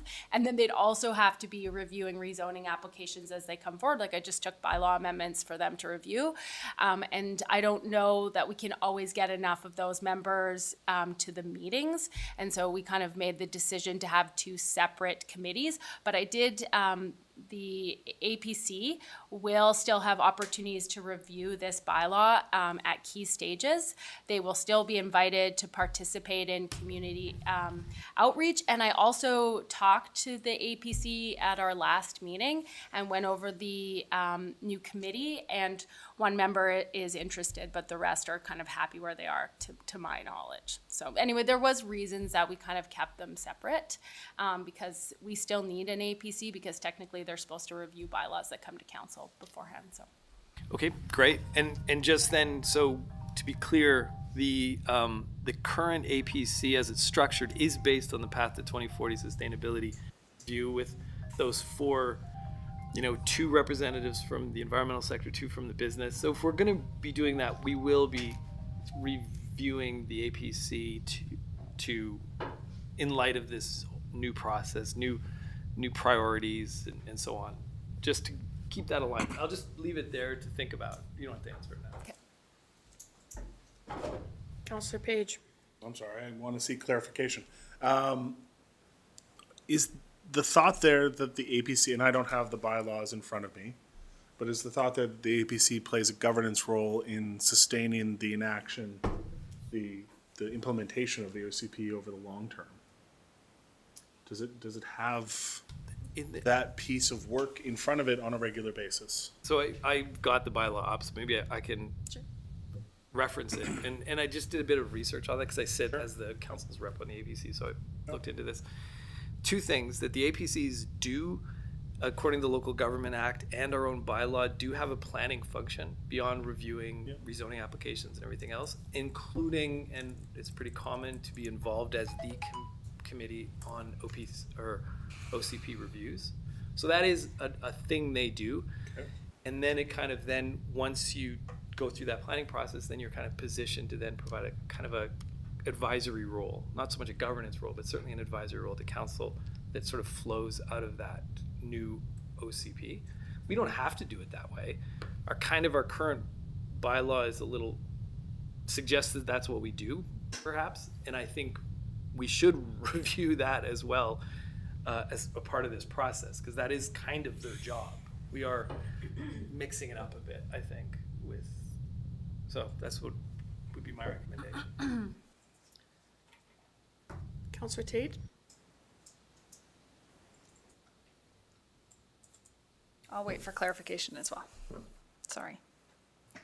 Could, On what? on what? On how the two things are separated. Yeah. Did you not just ask that?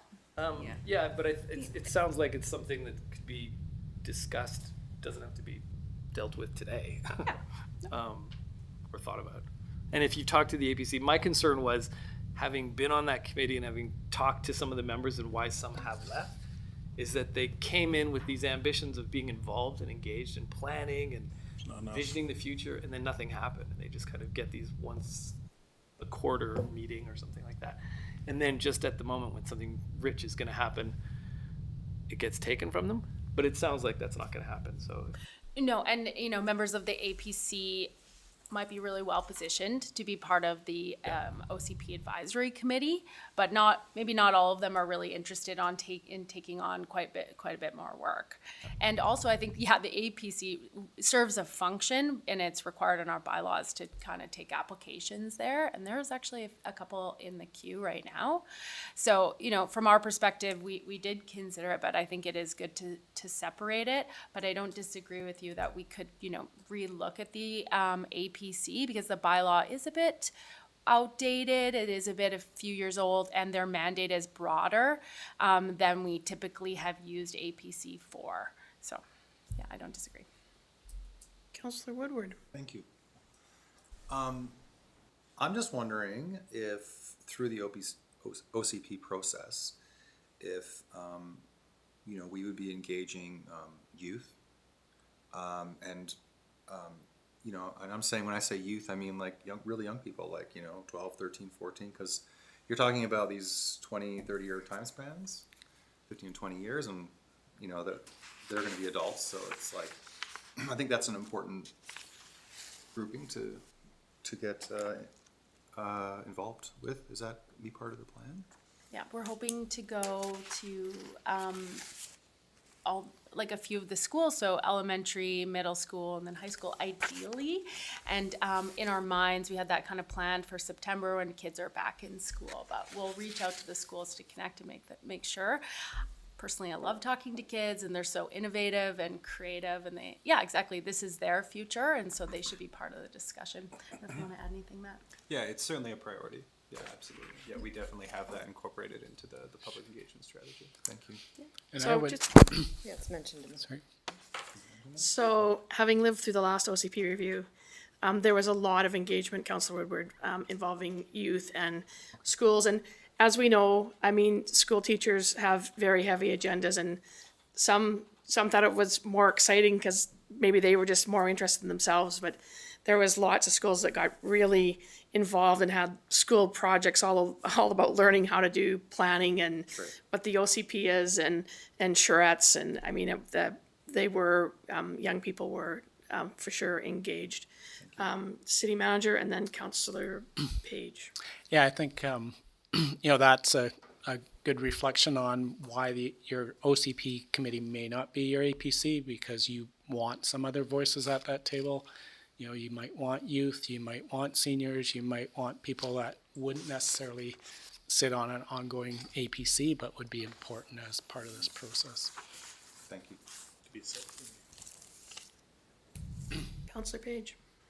The presentation is full and complete, so I don't have a ton of questions around the engagement itself, but I did wonder if it was an appropriate time on top of Councillor Woodward's aspirations for this particular one to also put in a nomination for Councillor Payne, considering the new, we have the seasoned, we have the new, and there's been a lot of conversations last part of this term where I just feel there's a great strength around public engagement and time capacity. So I would nominate Leslie Payne for the councillor position.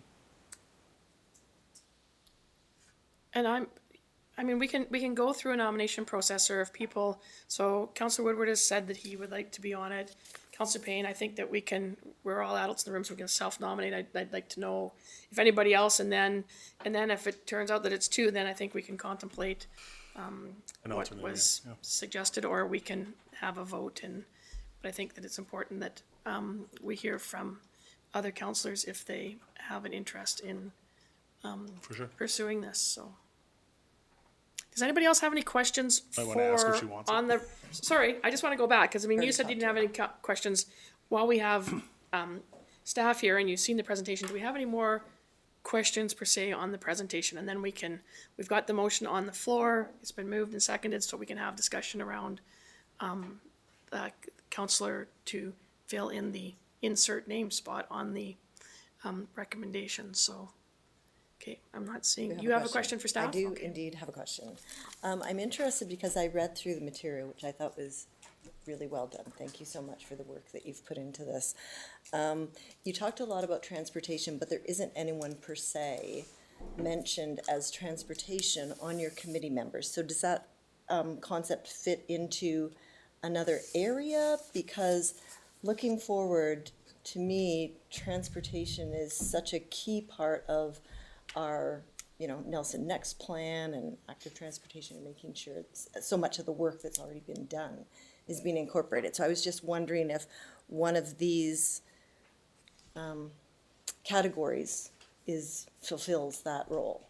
I think it would fall under climate action. But it's something we could definitely consider. Climate action seems like a pretty big piece. It's a pretty big piece, yeah. Okay, I just wanted to ask the question because that was the only thing that I looked and I went, No, that's what covers that? Thanks. Counselor Tate, Nope, that's me. Counselor Lockwood. Enjoying So to the point of the nominations for the councillor representative, I would just stress that this is just the staff's recommendation. Ultimately, this is our committee and commission, so we can make it whatever structure we want. And with that being said, I think it was probably just maybe a reason for having one councillor and the mayor, but I don't see why we can't have two councillors and the mayor. And that's what I would, if there are two councillors who would be interested or really excited to be a part of it, I think it wouldn't make sense to not have two. So I would So just. the only thing I would say to that, is just be careful you don't dominate the public voice. This ultimately comes back to council. You ultimately make the decisions on adopting this bylaw, etc. So two would be fine. Just be, don't try to drive the public consultation. Let the community members primarily drive that, and be there to listen and understand where they're coming from, and there's gaps and all that good input. But it's really easy because of your positions have authority and power, and people, even though you don't think people think that, that does happen. And so just as long as you're cognizant of that authority that you have in those positions, and I don't see any reason why not, if there's two that are quite interested in it. Yeah, I would say, having sat as a non-voting member on the APC and on being on the other side, it's very easy to ignore the councillor. Forget that they're even there. So I don't think that's a risk, especially you both having heard that. If you were the only two, I would be happy to see both of you in that role. So I'm taking it, Councillor Zuckerberg, that you are not interested in the current commitment, which is... With my current commitments, no, but I'd be super interested to being kept abreast on an There ongoing would be lots basis. of conversations. Yeah. Well, you are the council liaison to the APC, and Yeah. so I'm sure that when information needs to float to that committee for any clarification or thoughts, that then you'd actually have a little piece of it. Sure. Yeah. Sorry. I just I'm just gonna go and drive. I just wanted to look at you two are pretty quiet on that side. Sure, I'll speak if you Yeah, feel sure, like you speak. need more Kate, Yeah, Kate yeah. voice. Everybody needs a little We more always Kate in need their that. lives. We always need right? the Kate voice. My understanding from the legislation was that the OCP goes to the you guys, ACP. for APC. advising on what it's looking like. So my understanding was that all of the bylaws that come to council already have the advisory committee have looked at them. So I think that the OCP committee, the new one that has a different, broader range, I think, of voices, that's kind of like the base engagement. Besides the public engagement parts, it goes to that 12 plus 3 non-voting members. And then my understanding is that then you guys would have a look at it before it comes to council or around the same time as it comes to council. Sure. Yeah, I'm happy to with this committee. It doesn't have to involve the APC as long as you've talked to them and you have. Then that was my big concern. So it's almost like two different voices. One that's kind of got a little bit more of like a legislative lens or a historical lens, and one that's more of community engagement, people that maybe don't necessarily often speak to these sorts of things. Makes a lot of That's sense. kind of how I'm reading it. Yeah. Counselor Panera, I don't want to put you on the spot, but I am going to go to you next before I go to Counselor Woodward and then to Counselor Page. I didn't have anything. I think it's been said, so And no interest in pursuing the, I can't. yeah, yeah, you're fairly, yeah, you're add on, so. busy. Yes, it is a big commitment. Counselor Woodward? Actually was wondering about the commitment. 'Cause I'm really excited, I really wanna do this, but I'm just wondering what you envision as what this will entail. Yep, I think that we will try and meet monthly, starting in a few months, once we've gathered committee members. And so we'll try and meet regularly, and that will continue for the duration of the project. You know, there may be times where we call an extra meeting, so on an as-needed basis, but typically I think it will be one meeting per month, is what I'm anticipating. That sounds really doable. Thank you. Could be evenings. Even and- more doable. Oh, weekends, okay. We'll see what everyone's schedules are like, so. Counselor Page? In the conversation around the OCP process coming and going between the APC before it comes up to council, what I find myself wondering is apart from having a look, what will the structure be? Should the APC have recommendations or considerations, or decide that some piece doesn't quite fit or may not be in alignment? Like, it's one thing to have a look at, but what does it look like if there's a dissenting opinion, or, which happens, and so I'm sure this will, we'll all have rosy glasses on in terms of where Nelson will be in 20 years, but I do find myself wondering that question, if the APC is consulted in those stoic minds around the table that are embedded in this kind of work, look at some of those pieces and look at some of the staff recommendations and decide things need to go further or are going too far, and decide, do they want to send something to council with a recommendation or suggest a suggestion that something needs to be pulled or changed. I just wonder how that will come forward to us and how we'll be able to evaluate that, having seen some of that happen in some of the other committees. Yep. So the APC will be invited to the public engagement events so that they're kind of up to date on how the process is progressing, and will inform them, throughout at kind of key stages. And they'll have an opportunity to, make comments as an official committee of council, and I'll put those in the body of the council report. Their comments will be integrated in the minutes from the committee. So they will have a voice. Staff will make a recommendation, APC will make a recommendation to council, and then ultimately council will have the final say. That makes sense, yeah. So there'll be opportunities for iterations, and then there'll be the final report, where their comments actually get integrated into the body of the report. And staff comment on them if, they integrated them or if they didn't, and then council has the opportunity to decide if they. Generally, I find though with the APC, mostly they've been aligned with staff on terms of this, or sometimes they've made good recommendations and we've made changes. So it's been generally a good working relationship. Awesome, thank you. Can I ask a supplemental? You want a supplemental? Yeah, I could tell by the look. Feel that coming. Could I'm feel sorry, the gears are turning. I hesitate. I'm trying to. Smoke yet, Keith. Huh? The smoke yet. You can see the smoke. This is a tougher one. So there is somewhat of a political climate around city planning right now. And I wonder, from a public engagement piece, some of these processes are set up with the idea of everyone coming in with the best of intentions. And I know differing opinions are one thing, but sometimes, our processes can be leveraged in a way that creates turmoil. And I wonder how, through the public engagement process, we envision managing that should a small vocal group decide that, the aspirations that Nelson's been pursuing over the last 50 years need to do a U-turn. And I just think it's a question. There's no other place to really ask the question, but wonder how we balance the needs of the vocal versus the needs of the silent majority in a public engagement process.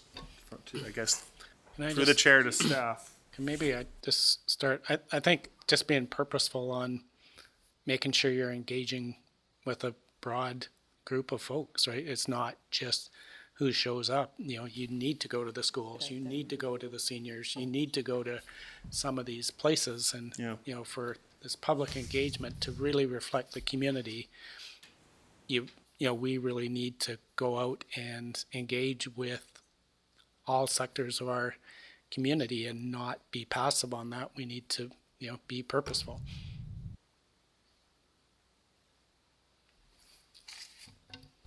And I guess slow. So people 2 have years.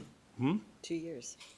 Well, no, I think that's part of it too, because certain things get fired up and then people need time to process. It's the urgency sometimes allows certain stories and narratives to take hold. So I guess that was my question: is how are we anticipating managing those situations? Because they're more frequent now.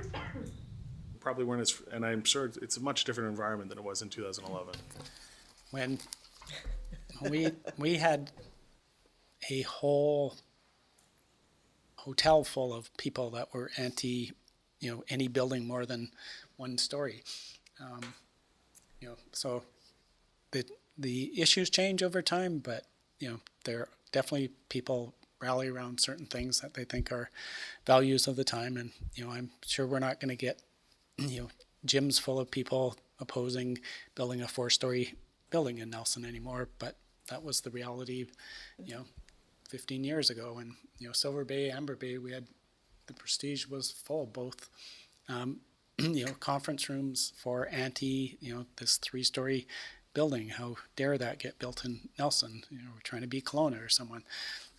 So these things, you know, they're just the part of the process. And you know, I think if you educate well, you're purposeful who you're going to reach out to, and yeah, you're going to hear, you know, and that's who you should hear. You should hear many voices, some that think we're way off on the wrong tracks, and some that think we're on the right road. And you know, one of the things I think is important, and you know, I've spoken to this about the APC in the past. You know, I think there should be a process built in that, you know, you actually go out on a quarterly basis or 6 months and go, oh, what did get built in Nelson with the policies we have? You know, is that actually reflecting what, you know, what we're trying to do here? Does it meet the vision? And really, what's on the ground? You know, are we on the right track? All our rules and stuff actually are, here's what's getting built. Those things are actually working. Or no, they're not. We're actually building things that doesn't seem to fit with the vision. So, and I hopefully through this process as well, when we're out there engaging, here is our current policies. Here are things that are getting built. Here's how that thing works in practice, because we don't always sort of go back and say, you know, how did this actually result in how our community is developing out? Thank you. Councillor Payne. I have a question on process, and it may just be my lack of understanding at this stage. And so the delegates to the council delegates to staff the authority to appoint non-council members to the official community plan advisory committee. Do those nominations not normally come through council? So is this a different way of doing it, or it's the same way we always do it? No. Help me understand the distinction.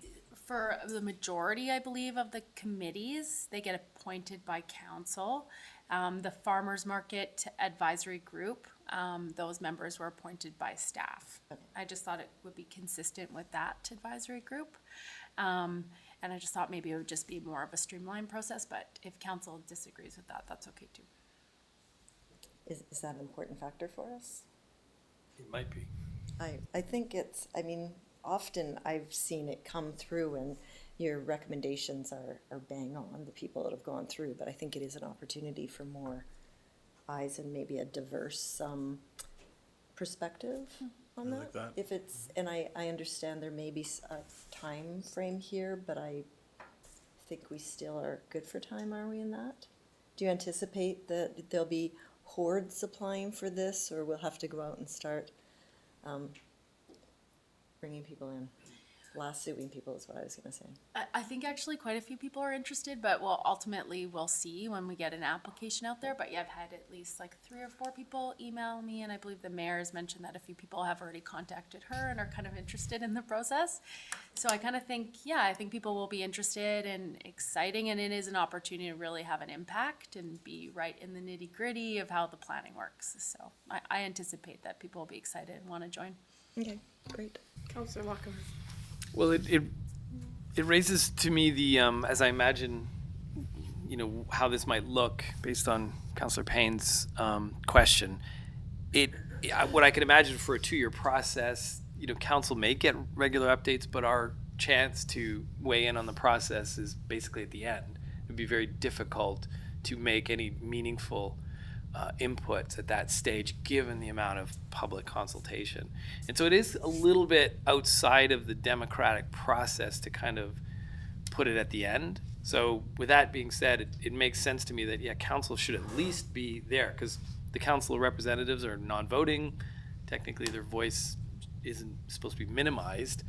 So this is the one chance that council sort of sets its priorities vis-a-vis the nominees. So it does make sense to me anyways that council should probably appoint the members. Yeah, no concerns really from staff. I thought it was just more of an efficiency thing. But to also, at key stages, we will do workshops and information sessions with council, so you're up to date on the process, and so that, just because you're not on the committee, you will still have a voice and you still will be part of this process. So maybe we make that 100% clear, but you will have your opportunity for sure. And these are all open meetings, right? It's right through here. They'll all be open meetings, and members from the public as well as council could attend those meetings. If you want to make a comment, though, you'd have to do that in writing, Yeah. I think is what I put in there, just for efficiency as well, and keep the meetings more streamlined. So. Yeah, just to follow up on that, I love the efficiency. I'm just thinking about, in the end, if you get something that is pretty controversial, these are people that essentially wrote a plan that is controversial, and councils didn't really have a say in who those people were. So it might be a perception problem. So I love efficiency. Maybe just have council review it and put a stamp on it is what I. Agreed, yeah. No problem. Works for us. Yeah, no problem. Okay, so, then what I need is, there's a couple things here, is that we now need to have an amendment to the recommendation if you don't want to delegate authority to staff to appoint the non-council members of the official community plan advisory committee.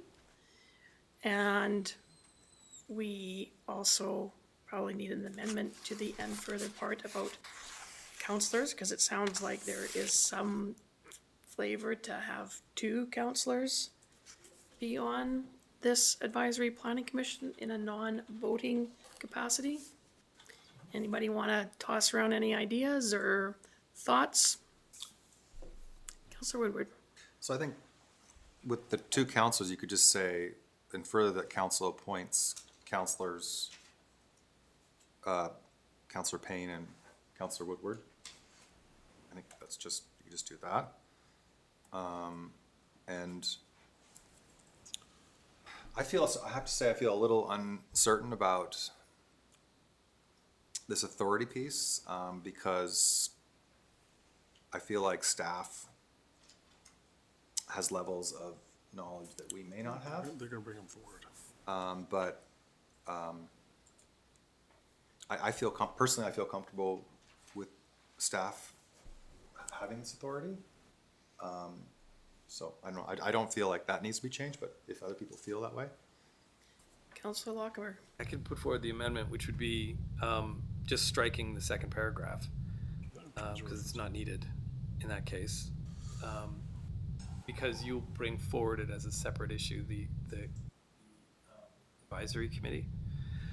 And to speak to Councillor Woodward's point, staff will be making these recommendations. It'll just kind of come to us for a final say, and if we just scan it and be like, oh, there's a red flag here. The library, Oh, the housing okay, I committee, and understand now, everything like sorry. And in terms of just making sure that the democratic Sure, kind of sure, okay. process is. I misunderstood. Hey, so, sorry, advice from, the corporate officer, instead of trying to beat this all up, let's just pull the second paragraph out, because I think there's some different views about that. And perhaps we can just pull that out and we'll have that as a separate vote. Okay. Everybody's okay with that? So, shall we try then that council passes the following resolutions, that council approve the establishment of the official community plan advisory committee and the committee's terms of reference, and that further that council appoint councillors Woodward and Payne to the official community plan advisory committee, and finally that council appoints Mayor Morrison to the the official community plan advisory committee. Okay. Good. So, yes, you got a Yep. question? No, when you get to the paragraph you pulled out. Thank you. I just find, if you look at me, Yeah, thanks. So moved by Lockenberg, seconded by Panero. I'm just wondering if we need to provide direction to amend the terms of reference. I'm just looking at that. Yeah. Is there anything? In regards to what? Well, because we were terms of delegating authority reference- as per the terms of reference. Yeah. But maybe the term, I'm looking through them, I'm not Yeah. really seeing a part. The terms of reference actually state, if you read the terms of reference, that it's selected by council. Appointed So- by council. Appointed by council, so Right. there's nothing that has to change in the terms of reference. The only thing that may have to change is that the committee shall consist of 2 council members Yeah. instead of 1, but if council can make that through resolution. Yeah, okay. So we're still fine. Okay, so, So exactly as you said, with the first paragraph saying, and the committee's terms of reference with the addition of 1 council member to the committee would catch that. Or updated to reflect council's direction. Yeah.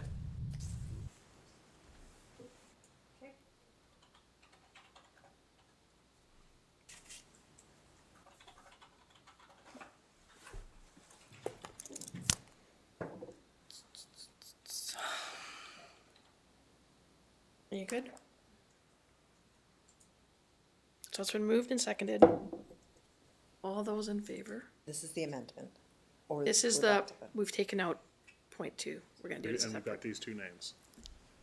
Yeah, Great. we've got the 2 names in, so. Okay, all those in favor? Can we vote if our names are in it? Opposed? And boy, if we had names and that, okay, there's nobody left here because we appointed all the councilors to something and they can't vote. Just checking. Okay, and that carries. Don't wanna mess So, it up. there's a second resolution here, and that is, regarding, that council delegates staff the authority to appoint, well, or we can have something else there, appoint non-council members to the official community plan advisory committee in accordance with the terms of reference. Is there somebody that wants to move that for discussion? Sorry. So can we process, can we Okay. just adopt the amended resolution? Like, adopt the resolution as amended? Okay, First? we did. We adopted the amendment. Oh, okay, that's right, sorry, know. yeah, so now we have to adopt the, whole thing now? sorry. Yeah. Moved by Tate, seconded by Page. Okay. Okay, Thanks. all those in The favor? officer read the motion as it now reads Okay, I can. for clarity. That council approves the establishment of the official community plan advisory committee and update the committee's terms of reference to include 2 councillor appointees, and further that council appoints Councillor Woodward and Councillor Payne to the official community plan advisory committee. Finally, that council appoints Mayor Morrison to the official community plan advisory committee. Okay? Okay, so that's what we're voting on now. All those in favor, opposed, and carried.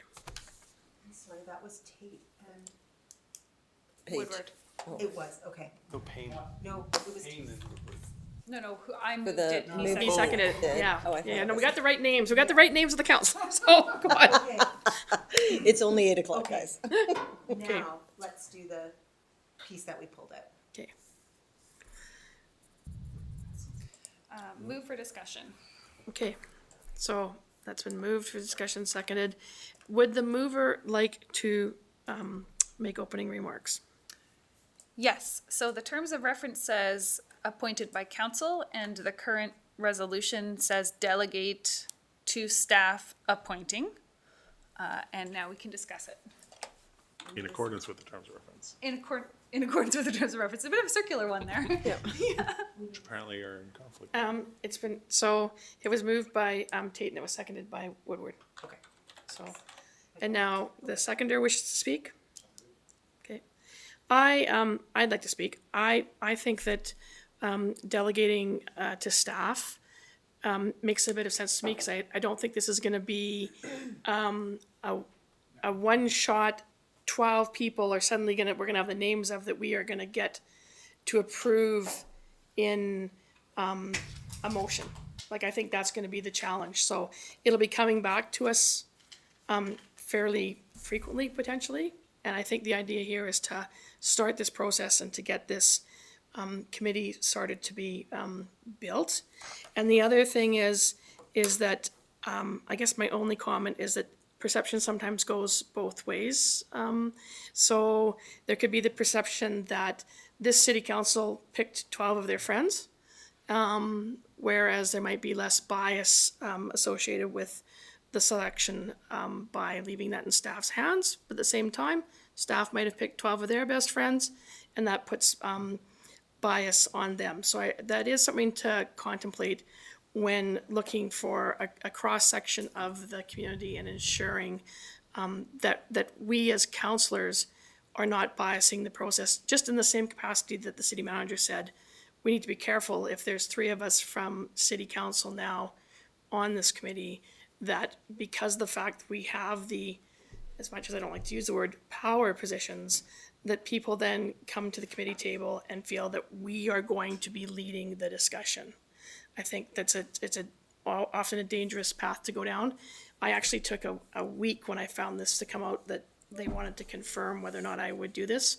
And I said, from a chairing perspective, I am fine with doing that. That's my experience. That's what I do. I chair. So there's things to contemplate in this.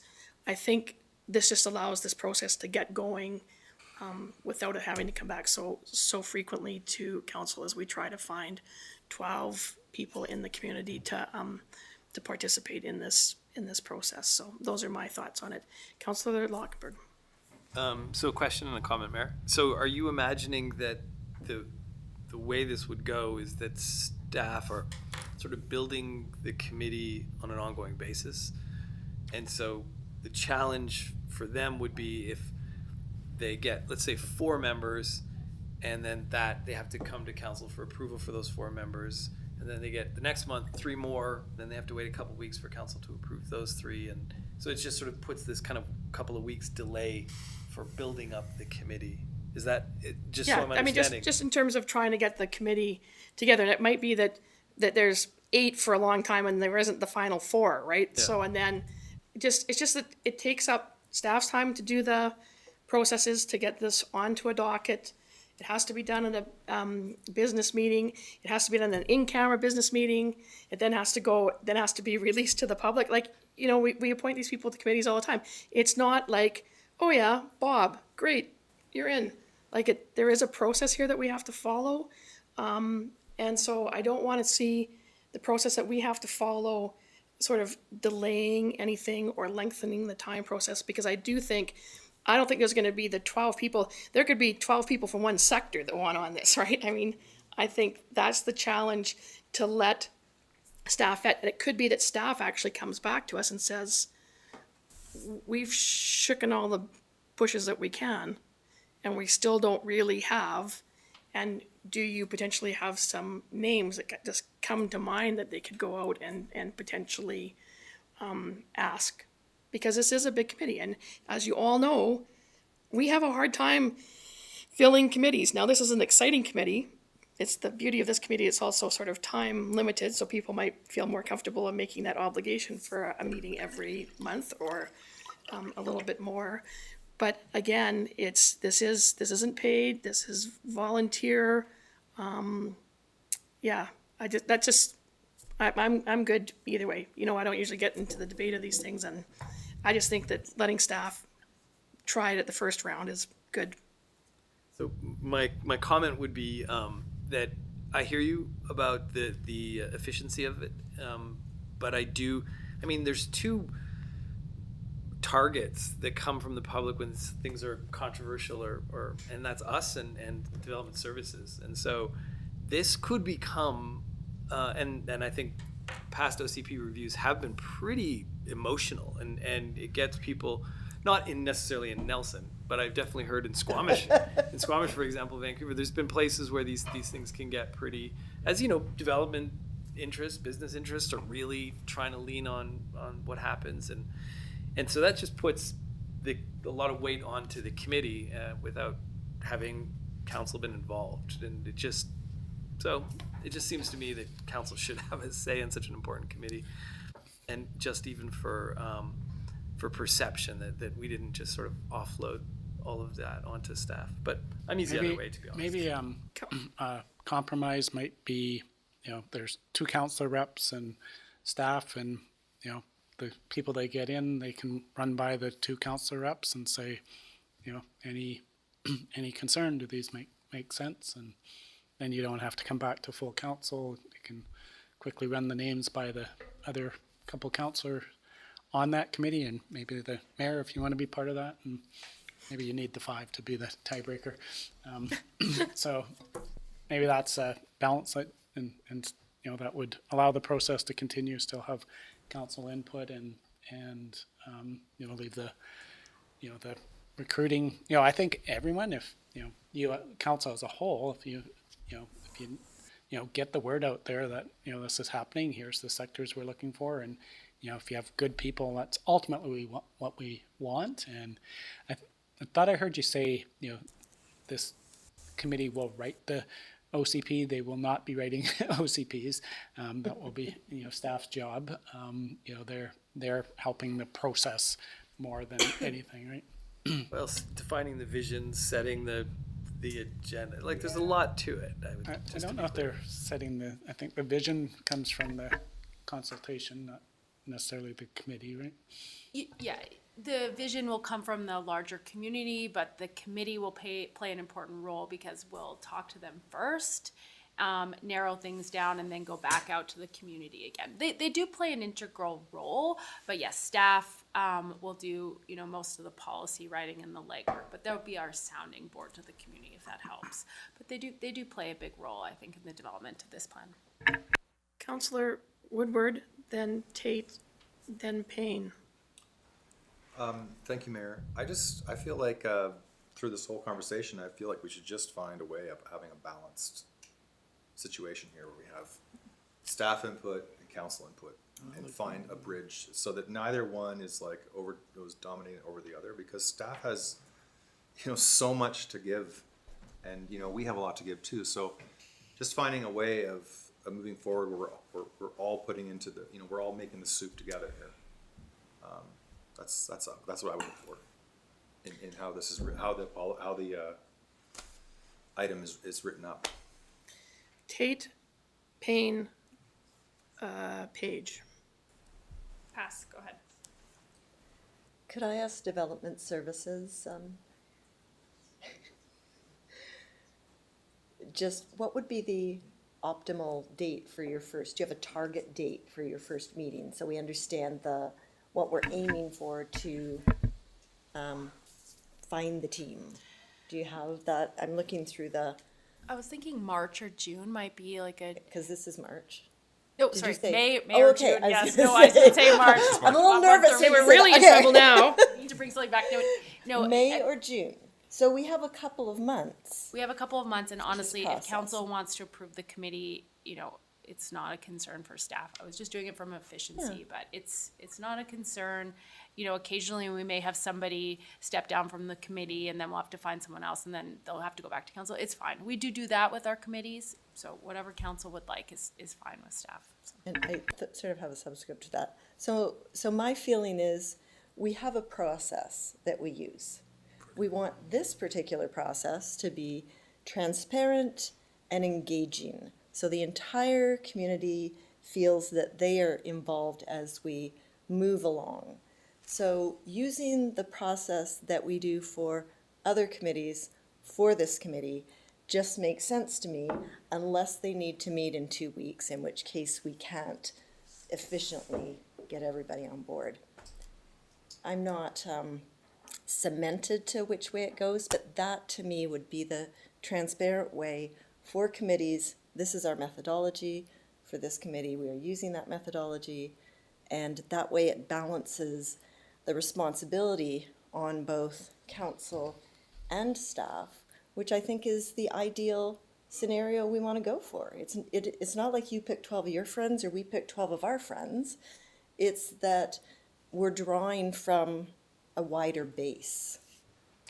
And can I just clarify, because sometimes recommendations are made of committee members, and sometimes we just get the broad group of people and council sits around and chooses. I'd suggest in this one that, Recommendations. yeah, that staff would recommend would those agree. folks, and we can even come up with maybe a matrix or something of why Yep. we recommend, candidate A over candidate B, and because I think it is important that, this is a planning exercise, and, having that planning expertise of why a certain person would fit well with what they're, with the process they're trying to implement would be important. Okay. Paige. You threw me off. It's such a strong argument. I love it. So, He's so just good to going go, to agree and pass it back. Through to staff, when you were proposing that there would be 2 staff, you're considering 2 development services staff? Okay. I had jotted down a little bit of an amendment to this, that council delegates to Councillor Woodward, Councillor Payne, and Mayor Morrison, and 2 development services staff to appoint the non-council members. I like that suggestion. I thought it was efficient. I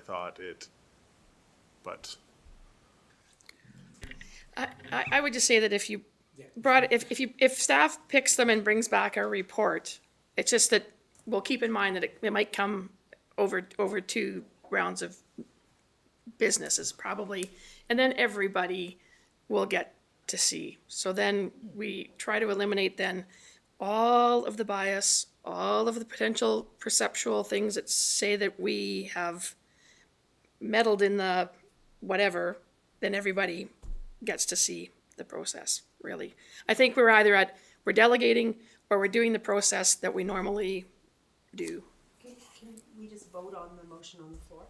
And then. Yeah, so let's vote on the motion on the floor, which is that we're gonna delegate authority to staff. That's what's on the floor. So if you vote yes, you're voting to give it back to staff. If you vote no, we will have another motion on the floor. Okay? Okay. All those in favor of the motion before us, which is that council delegates to staff the authority. Okay. And those opposed? Okay, so I get to vote. I've heard the arguments and they were strong, and I'm going to vote that that this fails. So. Did we read another resolution? Just normal process? Okay, so there we go. Local government in action, everybody. All the fun. Jeez, let me see. Made it so like I'm at 100 and whatever days and I had to Transparent. make a decision. Communication. More double negative resolution. Yeah. You thought that would be efficient. Okay. Just when you think. So Bill is, the media is looking perplexed, but Moving on. we're moving on. We're moving on. You can go home now. What's next? Okay, we are at, so that was 13A.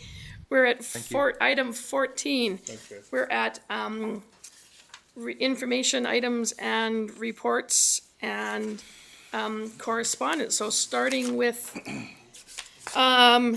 reports, we have the finance information. Any questions or concerns? Someone to move receipt? Thank you. That's been moved and seconded.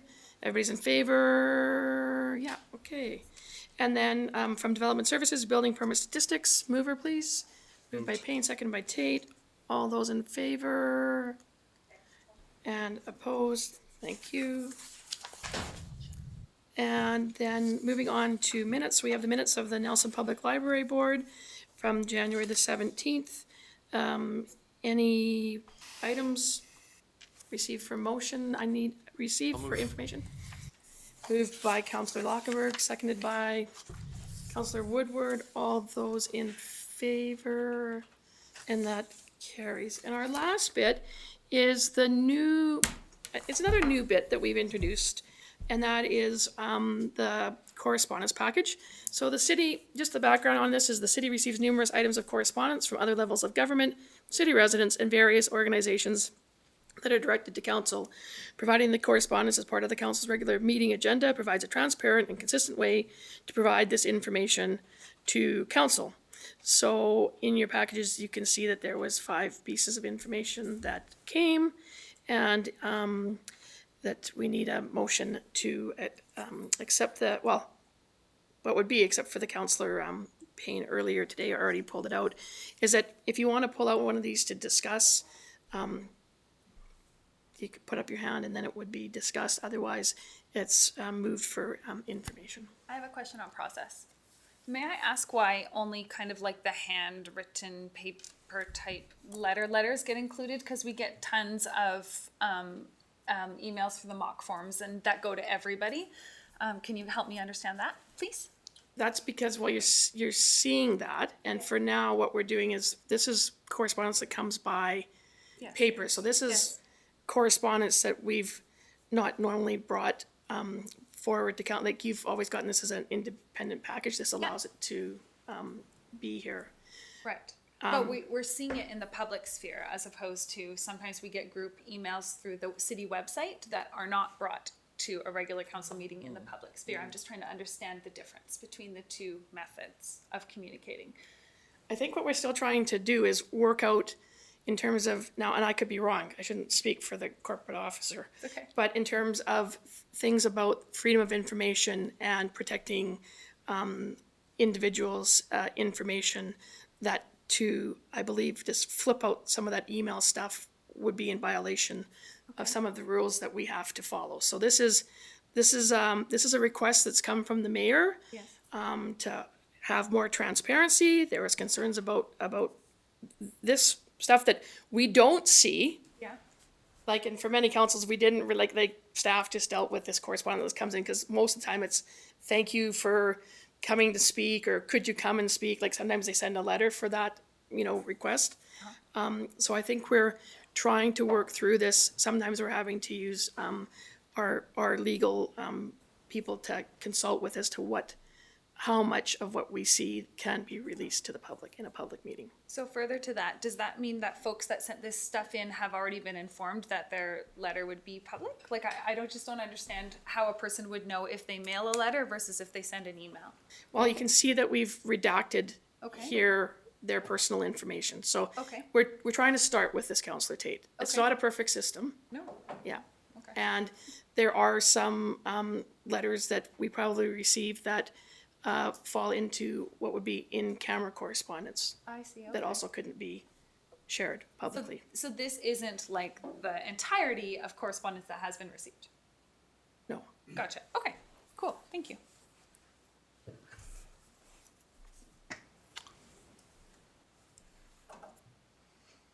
So it's kind of it's a work in progress at this point. I'm in picking terms up of what you're making sure putting that down. we're pulling back the veil. yeah. Not too far. Councillor Page. I really appreciate the inclusion of this on our agenda. I think it's important that the public has an opportunity to see the conversations that are put before council and all the methodologies that they happen, especially when it's done at a group level. I do, on the question of the letter from the residents of Lakeview Village, wonder if it is appropriate to refer this to the Housing Committee for consideration and response. Pull that one out. Pull that one out and receive the rest and make Yeah. a decision on that one. So if you'd like to pull that out for further discussion, I'd like to pull it out. okay? And then is everybody all okay so we can pass the rest? If I could have a motion? Okay, and all in favor? And that carries, okay. So on the idea of referral to the Housing Committee, I'm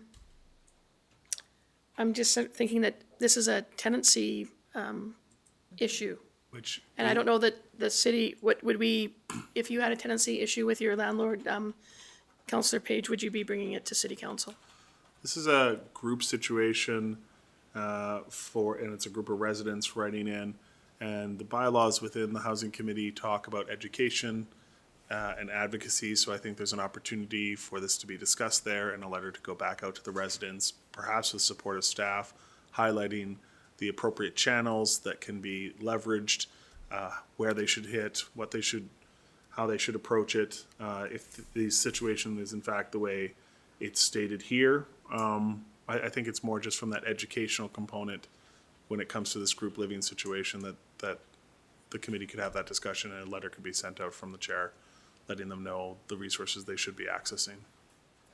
And if there's further dialogue that needs to happen, maybe other issues are highlighted amongst those people that are within that sector. So I think it's part of why we have a housing committee. Madam Mayor, Sure. the only word of caution is just be careful you don't become, the rental Advocate. dispute committee and, for, if you want to look at these things for education and potential advocacy from a legislative piece by the provincial government or, I see that as a potential role. I'd just be really careful of not becoming the rental dispute committee.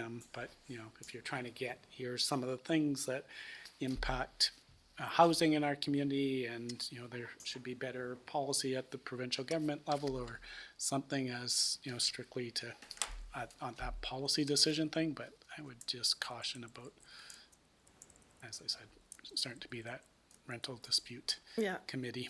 And I would say that given the way this letter is written here, is that this is a form letter that's gone out to a number of agencies, so not just to us here at or not to me at City Hall, so Councillor Pinero. Well, just the way it's written, and obviously we're not the arbitrators of this, but if what the letter says is accurate, the landlord in the situation there's some tangible things that are wrong with the situation that I believe there's recourse for those already under the Tenancy Act, and to deal with this at the MLA office a little bit. So there's, there is recourse for them, and maybe we could steer them in that direction for sure. And there's also, I don't know, because this is a group living situation. I don't know how that works exactly, but maybe there's the Nelson Tenants Union as well. They do this. They do advocacy for people, so we could pass it. And I want to support these people, but maybe that's how we support them, with just giving them, steering them towards resources that do this for, this is their job description, is to do these things. And from what the letter says, there's cut and dried areas where they have a legitimate grievance. So I think there's a process there, and they can see it through. I don't know that, that's where I see our role is just to point them in the right direction of the resources, maybe. Yeah, and that was, I believe, I've already sent, did I send a response back to this? I know we were talking about just the fact that they're where they should be going is to the tenancy board, and if they need to, they should be going, if they need to, that they should go to the advocacy center to have help with tenancy. The city of Nelson is not gonna take on the legal, like initiate the legal steps to take them to the tenancy board. That's not our role as the city of Nelson. So they've, like I say, this letter I think has gone out to a number. I'm pretty sure that MLA Anderson has this on her desk, and other organizations, I'm pretty sure they've also contacted the CBT. It is a matter of caution in terms of not giving them hope that the city of Nelson is gonna represent them at the tenancy board, because that is not our job. That is definitely outside of our lane, as they like to call it. So, I think that, I mean, that's sort of where I sit on it, but if council wants to make another decision to direct staff somehow, that, yeah. Can we just answer them with a letter that says that? Yes, You know, we can. like, we can just, these are the. Yeah, we these are can your- respond these are with a your letter that's got resources and these are more the details, yeah. And Yeah, this is what you for should sure. do, yeah. That's exactly what we can do. We can also do that from the housing committee. I think that I represent the city of Nelson. I hate to be the guy in the big chair, but I think that, You need a bigger chair. yeah. That I'm sure that when Councillor Payne has her meeting tomorrow with the housing committee, that she can just, I mean, it could be a general question to ask, is whether or not other areas are feeling that somehow landlords aren't, you know, I'm sure that's the kind of discussion that comes up all the time. I mean, we hear that from the tenancy union as well, so. Yeah, the have piece the that landlords highlights here for me is the unable to initiate legal steps necessary to apply to the, like, the vulnerable senior part. So obviously there's something going on here with the structure that makes them feel that the individuals can't appeal it individually. And I just wonder if that's a conversation that will have value amongst the membership of the housing committee, that might impact a letter that you send back out that says something about what the advocacy resources might be available. You know, staying within our lane, but also take an opportunity to educate and strengthen the support systems around here for this situation. Well, I am hearing a letter and that obviously directing them to the advocacy center if they need to have I'm just help. not There's, sure what we're missing. you know, I've worked in this building, there's a lot of capable seniors in there that, yeah, it's, there's a few things that come to my mind, Councillor Page, about this that just strike me as a little bit odd as well, just the, in this building, but, yeah. I think that a letter back to them as opposed to, but if council wishes this to go to the housing committee, you can, vote, and that's where this will go. Otherwise, we'll, we've had the discussion on this, we'll vote to, take this for information. So I need a motion. Question of clarification. This kind of correspondence usually would get a response from staff anyway. Okay. Yeah. Move to do the usual thing. Second. And we'll put some more detail in it, because oftentimes it's thank you for Yes, your. of course. But I did discuss this with her, because this came to me, not to council. Yep. So I had the discussion, and I said, if they don't have it, advocacy center, and they have to pursue it through the residential tenancy board. So I Right. just want to make sure that that is included in the letter. The process that happens when people reach out to city council and the city is that the appropriate staff member, as quickly as they are able, responds with the appropriate information. Yeah. Move to do the usual thing. Thank Okay, you. is there a seconded move to do the usual thing, Councillor Payne? Okay, all those in favor of the usual? Okay, thank you. Okay, well, that was like, you know, this is good. This is the idea of why we're trying to put some of this correspondence in here with the ability to pull it out. Like I said, earlier in the day, in the meeting, Councillor Payne, you already discussed, Mountain Lakes. the mountain lakes and the importance of getting people to sign up for that. Taking the education to be a care aide while being paid. So And thank you for that. Hard to beat. Okay, there was no notices of motion, there was no late items. So we are at 17, resolution to adjourn, and we will reconvene in recess. Adjourn, yeah. And then we're gonna go back in to the in-camera. Camera meeting. We're good. Yeah. Just like we normally do. Okay, yep. So resolution to adjourn, I'll move. okay, moved by Councillor Woodward, seconded by I'm in. Councillor Payne. All those in favor of adjournment? Thank you.